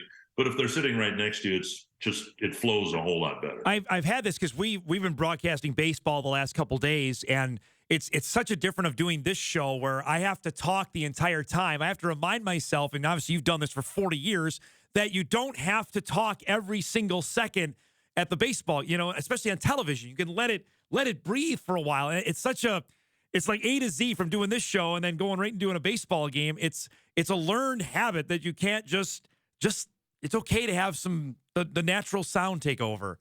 Right. And, it really was different and difficult a couple of years ago when the fans weren't at the ballpark because we didn't have that. And it just was so empty, literally empty. The ballparks were empty, but the broadcasts were empty too, because there are wonderful sights and sounds at a baseball game. And the more we can bring those onto our telecast, the better. It's great to see you as always. Thanks for being flexible this week. Have a great weekend. Good call tonight. We'll see you next Wednesday, okay?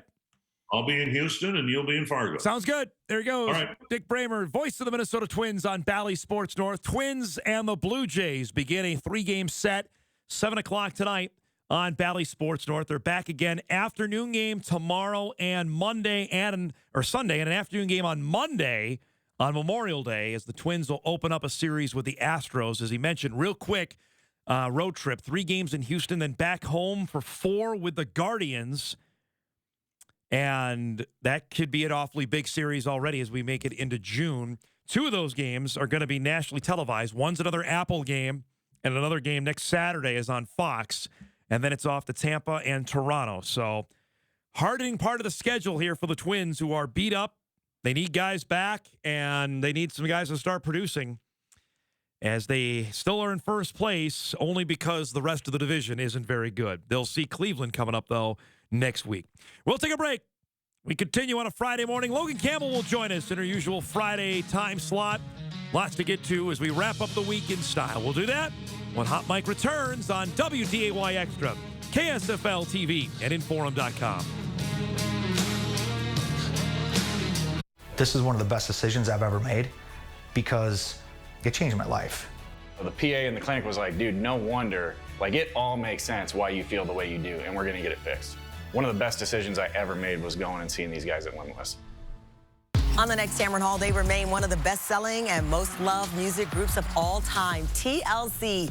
Chili joins the Tam fam. And just when you thought you knew everything about TLC, they are revealing so much more in a brand new documentary. From the worldwide fame to the fallouts and the heartbreaking loss of the one and only Lisa Left Eye Lopez. Plus, my friend Bevy Smith is back with the question she says we should all be answering on the next Tamron Hall. Weekdays at 2 p.m. The end of hunger and poverty starts here.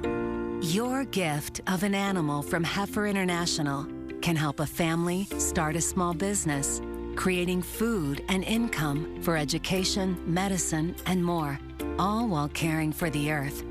At Heifer International, we help small-scale farmers achieve living incomes through economic development and private sector partnerships. We empower communities by creating women's groups, farmers associations, and cooperatives that strengthen social support networks. And we teach sustainable, earth-friendly agriculture that minimizes environmental impact and reduces the carbon footprint. Around the world, and right here at home. Heifer International. Learn more at heifer.org.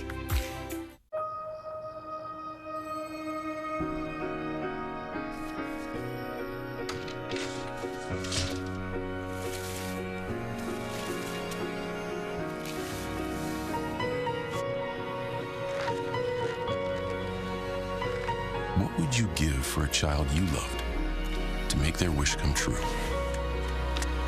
To help them fight a critical illness? Just imagine what you'd do.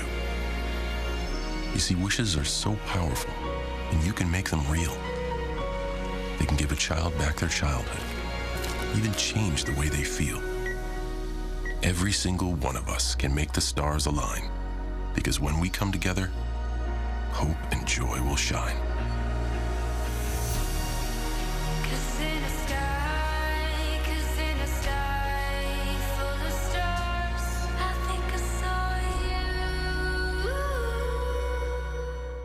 I'm Naheem Hines, running back for the Indianapolis Colts and proud supporter of the Muscular Dystrophy Association.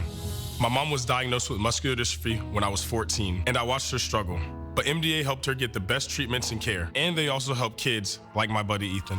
My name is Ethan, and I'm 12 years old. Thanks to the Muscular Dystrophy Association and people like you, I have more hope than ever before. From day one, they've treated me like family at my local care center. MDA is the only one that funds over 150 care centers across the U.S. to help provide state-of-the-art care for adults and kids like me. For over 70 years, MDA has been transforming the lives of people living with muscular dystrophy, ALS, and other related neuromuscular diseases. They fund the research for breakthrough treatments, care, and cures. And MDA provides support to thousands of families like mine and Ethan's in communities like yours. Thanks to MDA, kids and adults can live life to its fullest. Join us and learn more at MDA.org today. Thanks to Limitless Mail, I'm a new man. I have more energy. Brain fog, gone. I'm sleeping. And look, muscles. Bedroom performance, how you doing?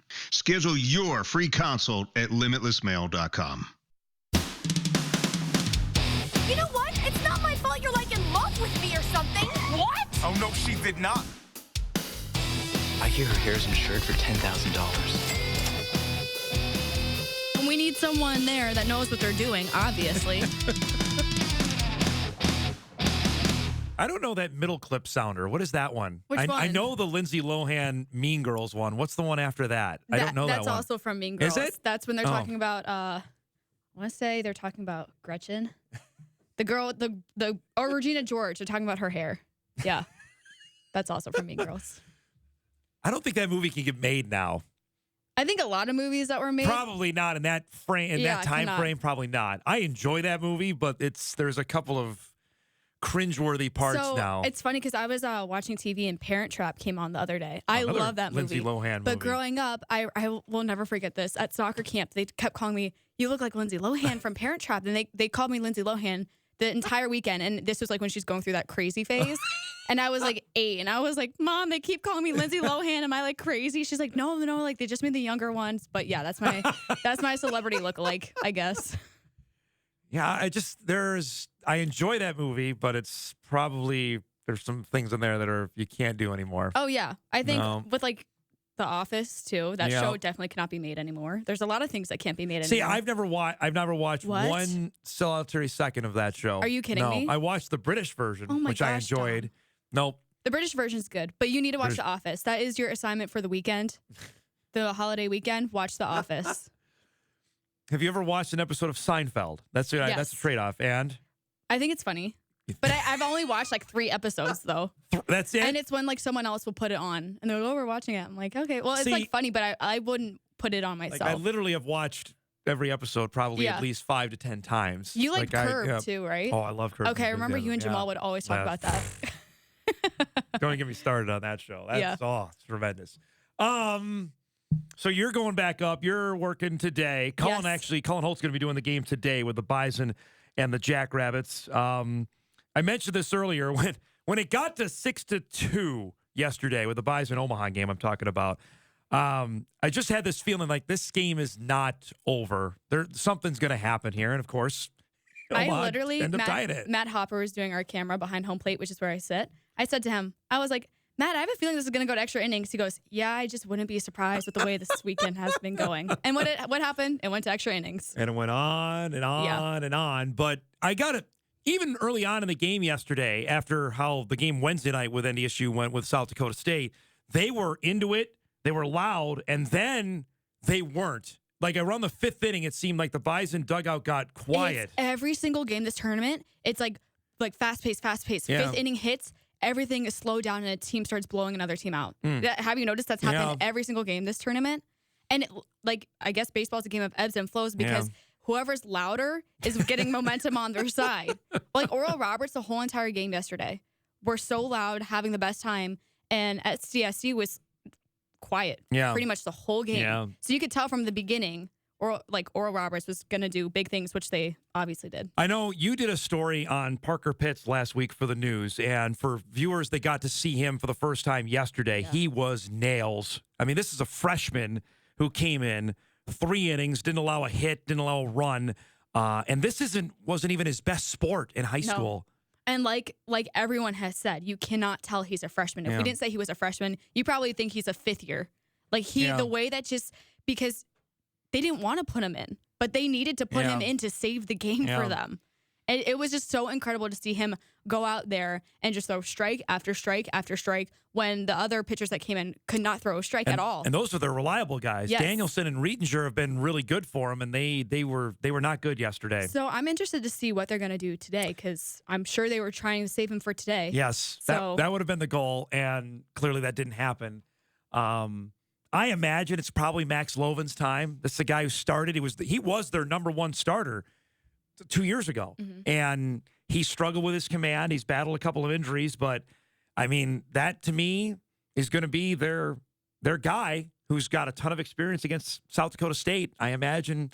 But the leash will be short. Yeah. If there's struggles early, he's out. Well, I think it's just going to be so interesting because these teams have played each other so much. Well, like I mentioned, this is now Game 7 over the last week, and each team has won 3. So this is it. And even when I talked to Rob Bishop and Tyler Oakes before the first time they played this tournament, I'm like, okay, you guys just played each other. Anything new? They're like, nope. Like, we know exactly what we're going to get. So now when I talk to them and be like, anything changed from 2 days ago?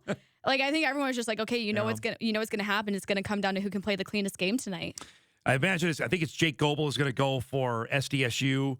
And again, the leashes are going to be short on both of them. They know they got to win, but here's the rub on all of this. Whoever wins knows they have to beat Oral Roberts not once. You got to beat him twice. And I don't know who's left to pitch for either team when you get to tomorrow. And you're getting a well-rested Oral Roberts team, so that's going to be tough, whoever has to play them Saturday. And we knew they were good, but they have blown the doors off. They've been really good. Incredible to watch them. I've really liked watching them. Just they have so much fun when they go out and play. Like, they do not take anything seriously. And when I was talking with Ryan Fulmer, he goes, they're just a bunch of kids. Like, they just love playing. They describe it as we're little kids playing a little kids game. That's what they describe the way that they play. And you can tell when they're out there on the mound. Yeah, there's no pressure on them. Even though the fact they've won 17 in a row, you couldn't tell that, you know. Now, here there was one thing of pressure, which was Jonah Cox's at bat last night in the 8th inning. We can show this again, that you could hear the dugout was chirping, and we're up in the booth, and I was looking, and if SDSU pitchers had retired them in order, I don't know if he bats again. The way that the lineup was shaken out, he probably wasn't going to come up, but of course they exploded for 6 runs as it was in the 8th inning. But you interviewed him after the game, after he got the hit, and he said he didn't know, he didn't feel any pressure. No way. But the replay completely disputes anything he told you. I could hear them. It's really hard to hear from the dugout from where I'm sitting, but I heard them like, Jonah, you have to get this hit. You have to get this hit. You're Jonah Cox. Stop overthinking it. You have to get this hit. Yeah. So he knew. And when he was like, oh, I don't know what you're talking about, I'm like, yes, you do, sir. But yeah, no, and I thought like right here, when he rounds the bases here, he knows. Like, I mean, that's not a normal smile of a hit when you're up 13-0. And by the way, I don't know he would have stayed in the game if he didn't have it already. You know what I mean? If he already had a hit, he may have already been out of the game. Well, and Matt Hogan told me, he was like, oh yeah, like as soon as he came over, we all gave him hugs. We were so excited. So he commiserated with everybody on the dugout here. Right. So he knew. Yeah. That, I mean, he's he giving just wants hugs. to be humble, though. Yeah, it's fine. That's fine. That's fine. But I mean, come on. He may not have known what you asked him about how many guys are ahead of him, or how many have done this. But he certainly knew what was at stake. This is the replay. Because watch the smile here. That right there. I didn't see that. Yeah, that gives it all away that he knew exactly what was at stake. He's really cool. He's really fun to watch. And also, I forget what happened yesterday, but he'd start taking his guard off, or his coach came over and talked to him, and he was trying to give his coach a hug, and his coach was like, man, like, you got to focus. You're about to bat. Like, he does not take anything seriously at all. So what happened there was, I believe that was a check swing, and he thought he walked, and actually, nope, it was a strike. You got to put the shin guard back on. That's what happened on that particular play. And literally, when he's out in the center field, he's just walking around. And he's never played that position before this year. No, and he was on ESPN Top 4 play, last weekend against Western Illinois? Yep. Yeah. It's going to take something else for somebody to beat him. Not, like I mentioned, not once, twice. But twice to somehow and go and do that. So the first game, the only game today, is SDSU, NDSU, 4 o'clock on Extra. The winner of that will play tomorrow in the championship series, and the loser is done. And it seems fitting that these schools are playing again. That's how the whole athletic year has gone with these two teams. And I told you yesterday when we were leaving the game, I got my NDSU, SDSU fix for the year after this past week. I'm good until November. And I'm telling you, it's probably not going to end there because I think there's a better than likely chance they're going to play twice in football next year. Whether that's in Frisco or somewhere before that, I think that's going to happen. I don't doubt that for 1 second. And you already know they're going to play twice in basketball, so there you go. We had a message on our Twitter account. Did you see on your appearance last week, Bison, Hall of Famer, he's going to be a Hall of Famer, linebacker coach Grant Olson saying, I love this segment when you came on. I thought you meant like the way I looked. No. I was like, wait, what? And I did see that, actually. Wanted that was to have cool. Amy come on and do this. I mentioned this to Amy when she joined us on Tuesday after qualifying for the U.S. Open. Did you quiz her? I think, well, she's open for it, but she's got a few things going on. Yep. 6 months pregnant, now getting ready for the next couple golf tournaments. But your segment is rising in popularity is all I was trying to say. So there you go. I'm glad people like me making a fool of myself on TV. With that said, are you ready for today's I'm so ready. Heavy hitters of I feel like today's going to be a question? good day for me. I say that now I'm going to get 0 right. But Today is baseball heavy. I'm just going to tell you that. Gosh. Okay, never mind. All right. Then. I retract my statement. But it's all dealing with what we're talking about, what you've been covering this week. Okay. So I've kept it topical. All right. Then it's really bad if I get these wrong. I'm going to say it doesn't reflect well. How's that? All right. Okay, fair. All right. Question number 1. Okay. How many baseball teams are in the Summit League? Are we including Western in this? We are including Okay. Western. The Summit League. So you have NDSU, SDSU, 2. UNC, the fake UNC, Western Are you Illinois. calling Northern Colorado fake? Well, you think of North Carolina. Well, I think of North Carolina. 3. No, that's 4. Oh, who did you Western. Okay, 4. Oral Roberts. 5. Omaha. 6. There's Omaha. Who else did they play this year? Who else did they play this year? I can't give you a hint because you'll get it. No, I know. And no. South Dakota does not have a baseball team. No. Why am I blanking on this? It's throwing me off that we don't have music. This is what's throwing me off. Oh. You guys can play the music when you get it. Is that going to get you now? Now it's playing. Yeah, no. Now the St. brain's Thomas. No. St. Thomas. I forgot about them. There's 7, and they'll be down to 6, obviously, next year with Western. All right, that's close enough. Kansas City doesn't have a baseball team. No. South Dakota doesn't have a baseball team. No. North Dakota used to have a baseball team, doesn't Only anymore. softball. I was close. 6 out of 7. Forgot about St. Thomas. Yeah, Wow. that's a tricky Whoops. one. All right. When you score a baseball game, No. I told you that I did terrible in this in school. when you score a baseball game, Okay. what number is the third baseman? So when you score on the positions on the diamond. This is the part I actually did so bad in. And what number? Well, is it a 3? 3? 4. 3. 3 is the 4, first 4. baseman. 1, 2, 3, 4, 5. 5, yes. There you go. What's 5. the shortstop? It's a bonus one. 6? Yes, it is All 6. right, let's go. There you go. I literally, during this part of the class, I was like, You I had a don't class know. on this? He was like baseball heavy. That's I would have loved my that. teacher loved baseball. We had to like calculate ERA, slugging percentage, all this kind of stuff. And he was like, "You're gonna need to know this one day." This I'm was like, a high school or a college no, class? this is college. Oh my God, I But would it have was loved like that. baseball heavy, and I was like, baseball is by far my worst sport. So I was like, oh gosh, yeah. Can you do the outfield? Where the positions are? Why are you doing this to me? 1, 2, 3, 4, 5, 6, 7. Is what? Left. Yep. 8, center, 9, There you right go. field. There we go. All right. Bringing Last it back. question. Okay. Before we go here. On North Dakota State's roster, how many North Dakotans do they have on their roster? For baseball? For baseball. Okay, you got the 2 Bismarck kids. Okay. Tristan. That's 3. There's going to be like these random ones that I'm not going to think of. Let's go with 6. No. Is that your final answer? I think there's more. Well, is it higher or lower than 6? Would you know this off the top of your head? I had to look it up this morning, actually. I didn't know it off the top of my head because there's one that I missed. 9. Okay, so you have Kate Feeney. Yeah. Scott Aringer are the 2 from Bismarck Century. Tristan Rorich. Rorich from West Fargo. I feel like there's another West Fargo kid. Or did I make that up? There is another Fargo kid. He got in the game on Wednesday. Zach Kluvers, Fargo Davies. Garrett Hill from Williston is on the team. Did you have him? Yeah, I had him. Of course you did. Who could forget about him? I said 6. That was just 5? 5. Dang it. Dang it. That was a hard one. I thought so too, That honestly. was a hard I wanted to end the week with a tough one. There. Oh, thank you so much. 5 is the number. I was close. Could you do how many on the football team? I feel like I honestly would probably. Well, there's so many of them. There's a bit. Yep.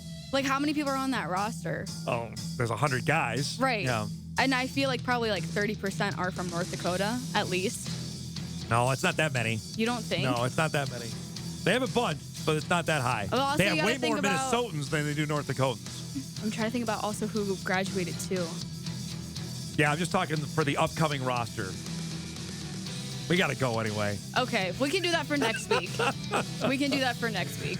Great job this week. We'll look forward to seeing you on TV later today at 4 o'clock. Logan Campbell joining us each and every Friday. We'll take our final break. We'll come back. We'll wrap the show, get you ready for a great sports weekend, a holiday sports weekend. We'll do that when Hot Mic wraps right after this on WDAY Extra, Inforum.com, and KSFL in Sioux Falls.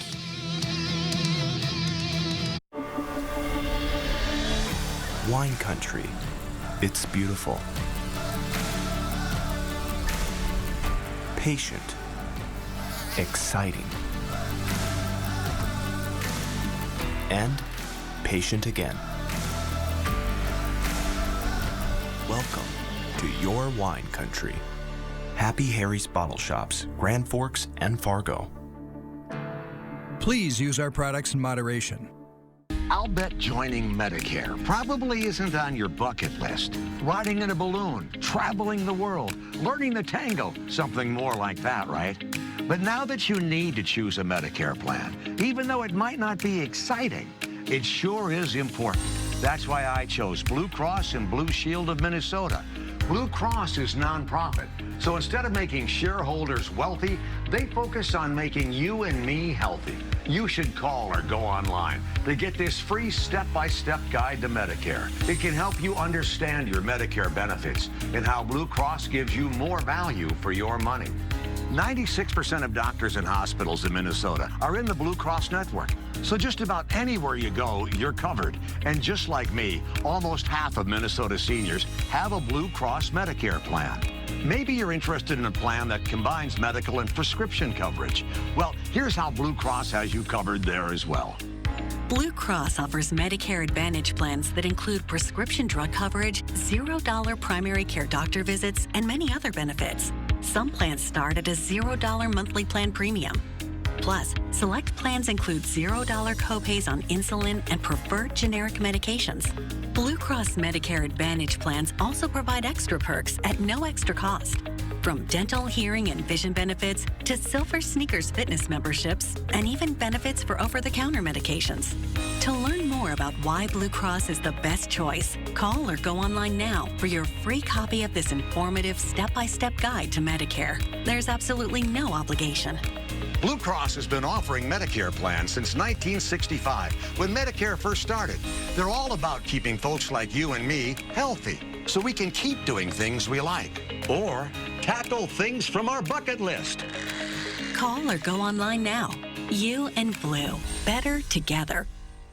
911, what is your emergency? Every day we encounter people who are having the worst day of their entire lives. Does it get any easier? Nope. It takes a certain kind of person to run towards danger rather than run away from it. Why is this job so important to you? Growing up, I never saw any heroes who looked like me. And that's what a hero looks like.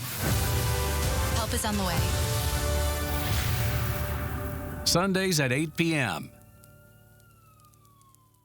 Federal investigators blame human error for a deadly natural gas explosion. We all remember where we were that morning.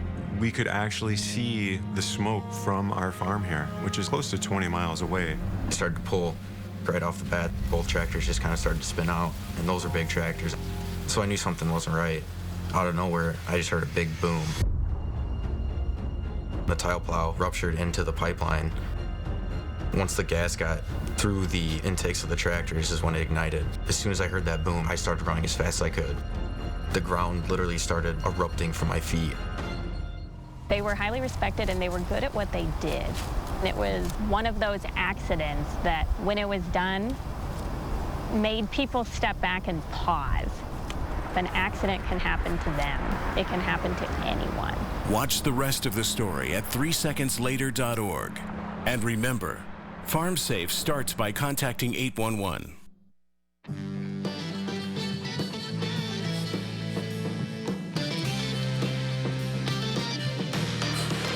a train shot to boot as we wrap up the week here on a busy show. Before we move any further, we got some breaking news here to tell you about. And we have a correction. I always love doing this. Benel's got the day off. He's got too much to do, so he's watching the show. He needs a life. He can't be watching Hot Mic when he's off. Anyway, a correction needs to be issued. Logan guessed 6 North Dakotans, and we forgot Caden Schwabe, Thompson's own. So it actually is 6. So we need to make that distinction. She got 6, so she got that one right. So today she got 2 of the 3 questions on our challenge correct. So make sure we got our scoring right there. Before we go, a couple things. Big college news today. Former North Dakota State quarterback, Iowa athletic director Gary Barta is going to retire. The news was broke by ESPN's Pete Thamel just about an hour before we started our show. And he will retire August 1st, 2023. So here in just a couple months' time. Of course, he hired Gene Taylor to be his deputy AD at Iowa before Gene moved on and got the AD job at Kansas State. Was a part of 3 national championship football teams for the Bison, 83, 85, and 86, and now stepping down after a long tenure at the University of Iowa. And be interested to see where they go. Beth Getz is the deputy AD there, the former AD at Minnesota. It would seem to me that she might be the likely fit to come in with this announcement. But some major news there in the Big Ten with Gary Barta stepping down. And obviously, the immediate questions will be, what does that mean for Kirk Ferentz's status as the football coach? They have been tied together for 2 decades. And with a new AD, does that mean that, and Ferentz has been trying to move that towards his son to get the job, that, and it was the same thing that happened at Kansas State with Snyder there, who was trying to get his son the job. Gene came in, of course, blew everything up. Chris Kleiman got it. We know the rest is history there. I have a feeling maybe the same thing going to happen at Iowa. Not that Chris is going to get the job there, but they're going to do something drastic with the football position. We'll see. Maybe a topic we'll get into next week on the show. Also, fascinating article I was reading here in the break. For those of us that love college football scheduling, the SEC spring meetings are set to go next week, and they could decide on either going to 9 league games or 8 in football. Stay at 8. If they go to 9, it's going to hose a bunch of FCS teams, not just them, a bunch of other teams, because they're going to have to cancel about 30 future games. A lot of money on the table there. Something to follow coming up next week. Let's get you ready for what to watch before we get out of here. Again, a reminder, we've got the Bison and the Jacks, 4 o'clock today on Extra. The winner moves on. The loser goes home. Coverage of that later today, 4 o'clock on Extra. Blue Jays and Twins tonight, 7 o'clock on Valley Sports North. And softball tournament, Abby Ducher and Kindred take on from Alabama will play Northwestern, 7 o'clock tonight on ESPN2. Our thanks to Drew Trafton, Kevin Wallevand, Dick Bremer, and Logan Campbell for joining us here today on a busy Friday. Thanks so much for watching, everybody. Have a great weekend. We'll see you back on Monday on Hot Mic on WDAY Extra, KSFL, and Inforum.com. This could not be simpler. Get hooked on Friday with Ray and Jay. Yay! And batter up veggies with Chef Curtis Stone's delicious date night meal. Oh, so crunchy. Plus, how would you be as an actual salesman? We're over the moon for Billy Crudup's new hit, Hello Tomorrow. My dad was a salesman, so I was around people who liked the idea of selling hope. Next, Rachel. Weekdays at 3 on WDAY. No matter where the work takes you, Home of Economy has the boots to handle any job. With top brands like Ariat, Muck, Twisted X, and more. Plus the guaranteed lowest price. Home of Economy really is your work boot headquarters. Power through your lawn care project with Steel brand equipment from Home of Economy, where you'll find lawnmowers, chainsaws, hedge trimmers, and more. All powered by interchangeable, long-lasting lithium-ion batteries. Only at Home of Economy, where your dollar buys more. Send your weather-related photos or video to the WDAY Storm Tracker team. Contact weather@WDAY.com or share them with us on Facebook and Instagram. Keeping an eye on the sky. The WDAY Storm Tracker team. I've been a GH fan my entire life. I love the Tam Fam. I still think about the time I was at Port Charles. I don't believe it. But you can believe our shows are on back to back. GH fans and the Tam Fam love a good story. Weekdays at 1 p.m. and 2 p.m. You got lots of money over here. I want to go for it. So do I. Let's do it. You bet your life. Give me the money. More money. $5,000. Boosting the economy. You seriously asking me this question, Jay? Coney Island. What are we doing over here? Every weekday. Yeah, give me that money. Oh, yeah. I'm going to give it to you like an Italian uncle. Here you go. You get yourself a little something there. There you go. Right there. Weekdays at 3:30 p.m.